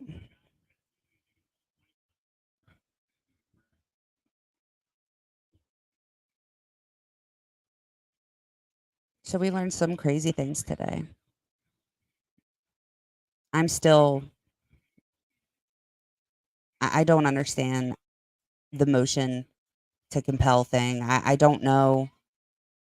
I don't know why the prosecution would want them to have to keep going to the judge and saying they're not giving us what we're asking for, and not for nothing, but none of it looks like anything that's now I don't know about the ones that says like look at Exhibit A because we obviously can't see that, but all the stuff that we did see, we don't know. I don't think the rest of it is normal, or I don't think the rest of it is anything interesting. You know what I mean? Like, not interesting, but anything like above what's normal ass stuff that he should be already having given.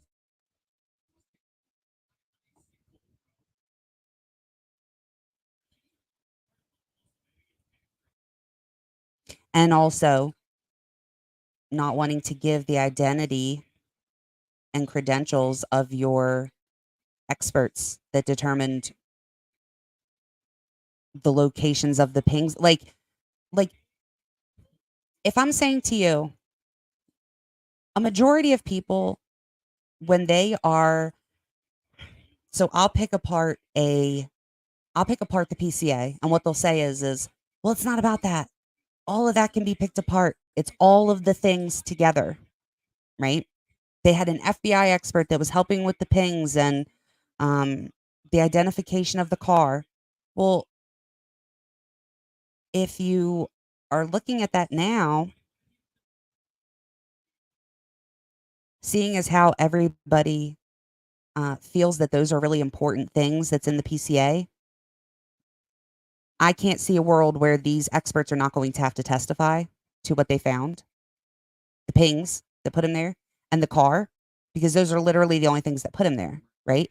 And we already know that they got a problem handing over the stuff about the genetic genealogy, right? They've already said they don't want to do that. They actually had the audacity to say that it was not material to the defense, which you wouldn't know that. How would you ever know that?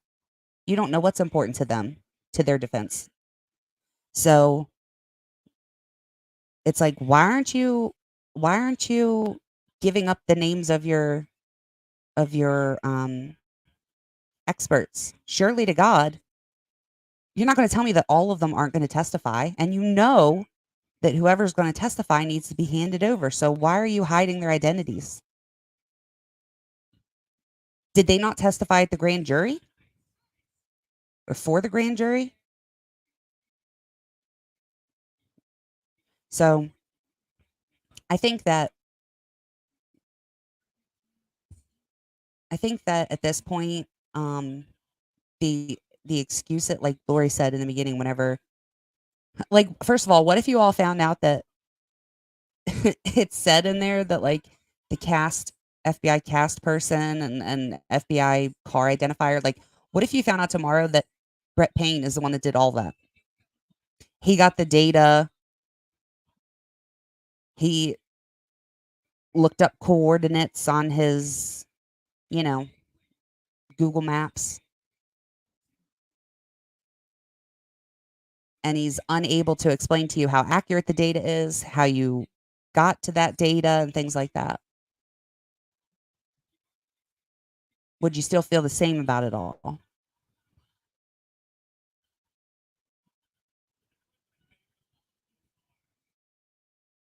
So I think that this chat's going to get this video taken down. But I think that at this point, like Lori said earlier, I don't think that it's helping at this point that excuses are being made for the state. I think that we need to stop doing that. Because before the first motion to compel, that went in front of Judge Marshall. And I think it would have been, it would have ended in a totally different way. I do not think that Judge John is going to be as, I don't think he's going to be pleased with these. And I imagine he's going to throw this motion in with all the other motion. Like the 27th is going to be a big day. Oh, and I was trying to get us the second half of the second hearing. We watched the first half before. And I was trying to find the second half that has the expert in it, whose letter that we read from the hearing last week. And checking court TV. I'm like, where is this? There's two videos, but neither of them are correct. We've watched them both already. Where's this other one? And someone reached out to me today and said, maybe it was Emily Baker who reached out to Court TV, and they said they forgot to turn the camera on. I need to check into that myself. I would rather hear that directly from Court TV. But if that's the case, like, what do you mean you forgot to turn the, that was like your only job. That is your only job. So apparently, if that's the case, it's lost forever and we'll not get to watch it. The second half of the non-dissemination order hearing.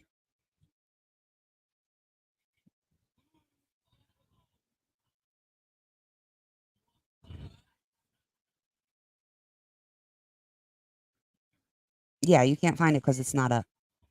But like I said, I will reach out to them, to Court TV, and ask them specifically, because I just know what someone told me that somebody else said, that Emily Baker asked them, and then I guess maybe told everybody on a live that they that's right. Stuff's just disappearing. Takes you back to Stickergate. Like, where for a whole year we didn't have any body cam footage. Then come to find out, like, not only did we have it, we reviewed it multiple times. And then when we finally are forced to hand it over, it's got no, I didn't air the second part. I couldn't find it. We trudged on and on through that horrendous audio. And it was just that first horrendous expert.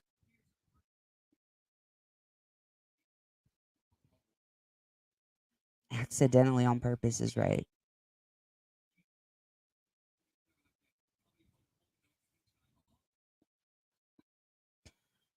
Michael, we talked about this.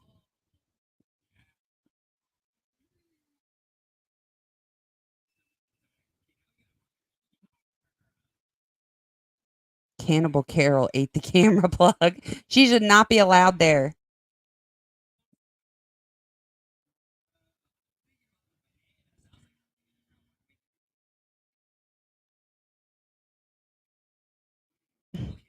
Lie to me once and lie to me twice, you know the thing.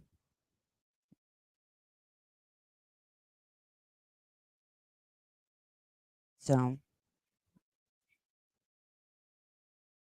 I don't know.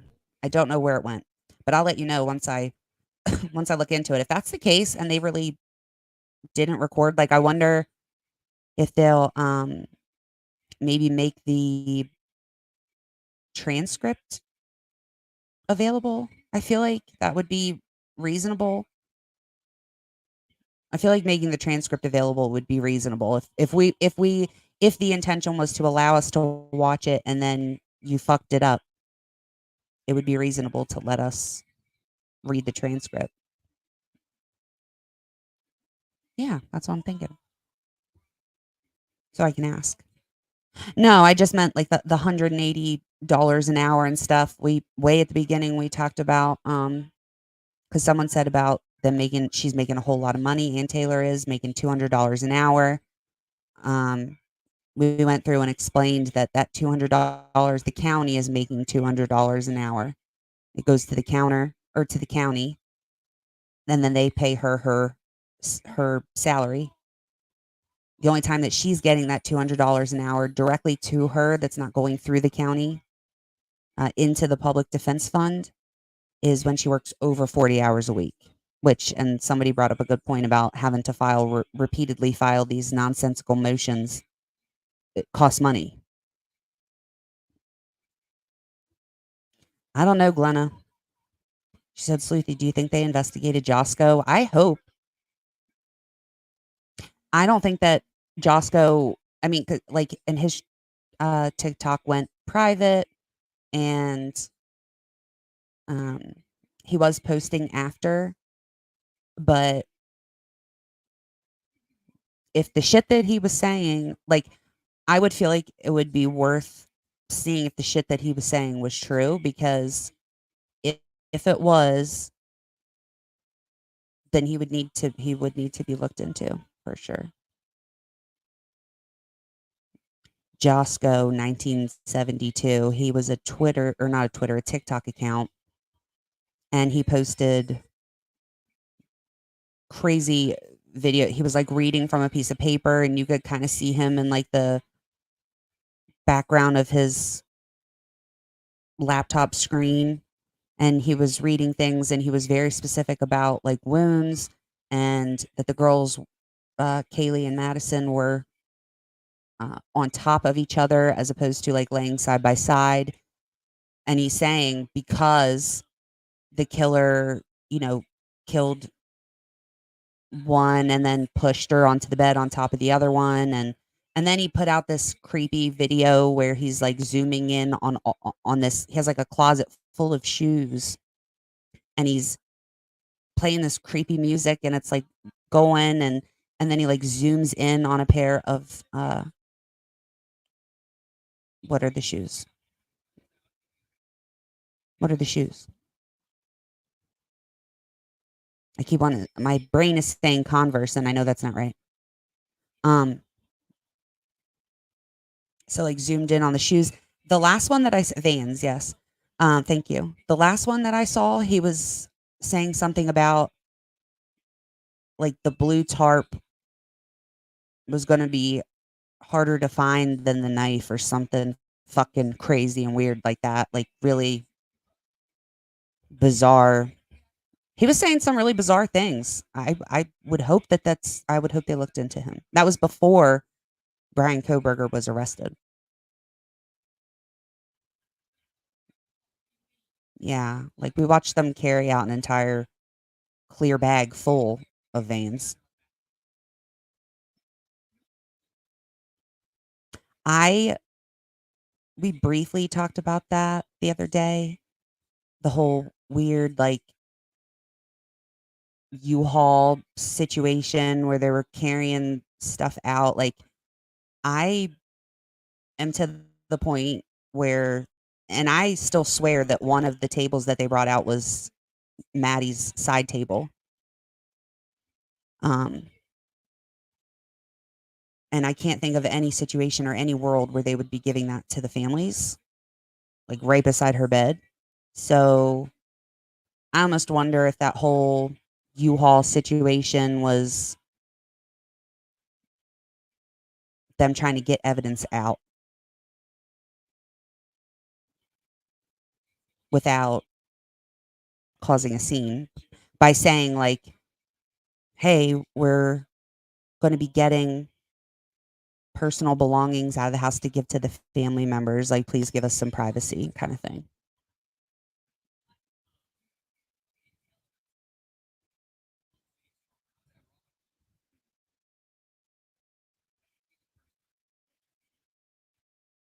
Yeah. This was like way before the beds. Like when they took the beds out, we knew that they were taking the beds out. But when they started packing all that shit in the U-Haul, and the chief, like with a smile on his face, like drove off in the U-Haul with the Pennsylvania license plate on it. It was weird. So part of me is like, there had to have been evidence. They were trying to get evidence out of there. But then the other part of me is like, but I was watching them carry it out with most of them had no gloves. They were walking in and out with no booties. Like, so maybe not. I don't know. Oh, 100%. It was, yeah.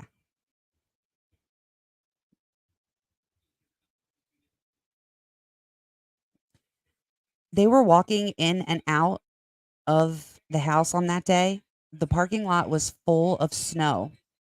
And I have no doubt that the parking lot was salted, and so was the road. And they didn't have booties on. Some of them had they looked like booties, but they also kind of looked like something that you would wear on your shoes when you live in like Alaska and you're trying to grip the ground better or something. Like they looked like, I don't know, they were different looking booties. And they were walking in and out like that. So in my head, I'm thinking, what about all the salt that's in the driveway? You're tracking it in through the house. What does that do to like blood and things like that? How does that affect blood that you might need to test at some point?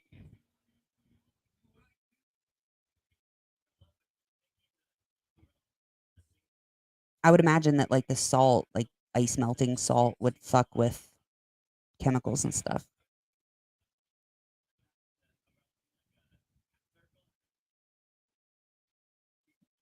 I want to know. I'll leave you with this to try to think out, and we'll talk about it next time. But I wonder, you know how they say, well, when we go into a scene, They have all the officers there, you know, everybody that was coming in and out of the house. They would have all of their fingerprints, their DNA, shit like that, so that whatever results they get back, say they get back, you know, a set of fingerprints, they can then compare it to the people that had business at the crime scene in order to like rule them out. My question is how do you rule those people out to get to the point where you think that their fingerprints might not be necessary? Because then you're kind of putting yourself in a situation where you're like, you know, Joe Blow, first responder, cracks up and kills somebody one day, but they know that they're also going to be one of the first responders and that their fingerprints and shit inside the house is going to be cleared. So they don't worry about, you know, whatever and cleaning stuff up because it'll just be a cross contamination thing. Like, how do they rule out the possibility that someone that's investigating the scene has something to do with the crime or was there like in the house at some point prior to when you all were there? You see what I mean? Does that make any sense?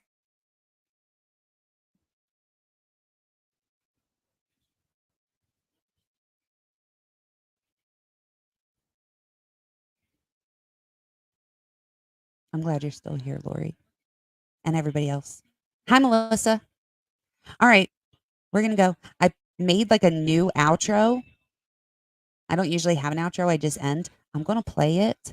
And then in the comments, let me know if you think it's stupid, if I should get rid of it. But I liked it. I thought it was pretty funny. But thanks everybody for being here. I'm sure we'll come back soon. Hopefully, of course, it's Friday, so we won't get any more filings, I'm sure. But we are going to do the whole what records came first, what did they say, what was the responses, things like that. I hear that that's really wanted. Oh, another thing. Sorry, it's time to go. But someone hinted to me today and said that they would help. They said that somebody that really knows the PCA and has read it a million times. I don't know if that's like a good thing, but it definitely applies to me because I've read it a jillion times. If someone would sit and go place by place and kind of explain what things were facts, what things were like suppositions made by the person writing the affidavit, things like that. So if you guys want to do that, if you're not burnt completely the fuck out on the PCA, let me know and we can do that too. And I'll see everybody soon. Love you. Stay for the outro and let me know if you like it.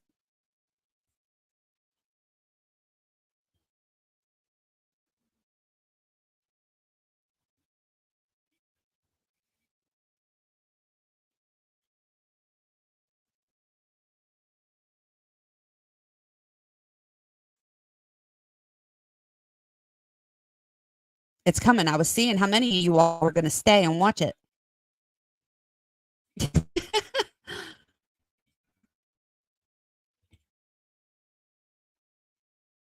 Oh, you guys are so sweet. Okay, I'm really going to go now. We did drop some of you. We did drop some of you off. Oh, see, you were paying attention. Have a nerdy send secret cervix blankets. Everyone had to put up with that clusterfuck of a live from the other day with all the issues, and now the people that stayed to watch the outro. I appreciate you. Okay, love you. I'm actually going now. It'll play.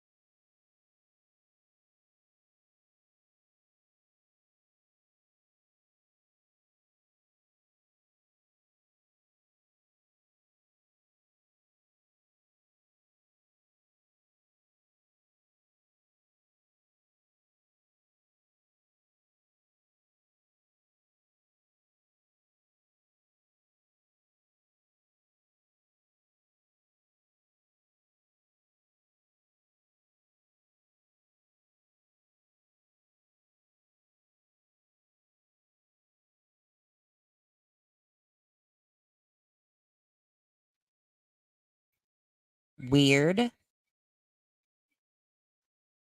What about now?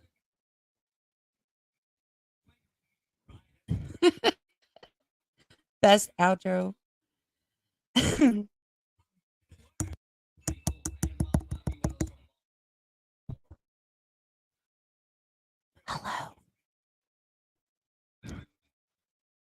I'm not. Now I feel like you're messing with me for messing with you. Oh, what I said was, I'm not pulling your leg. Well, sorta. So it didn't upload. It's like halfway done. There's like another halfway. So I did intend on playing it. It's nothing special. It's similar to the intro. It just says a couple different things in the outro. But we'll have to what if this was the outro? What if this is the outro?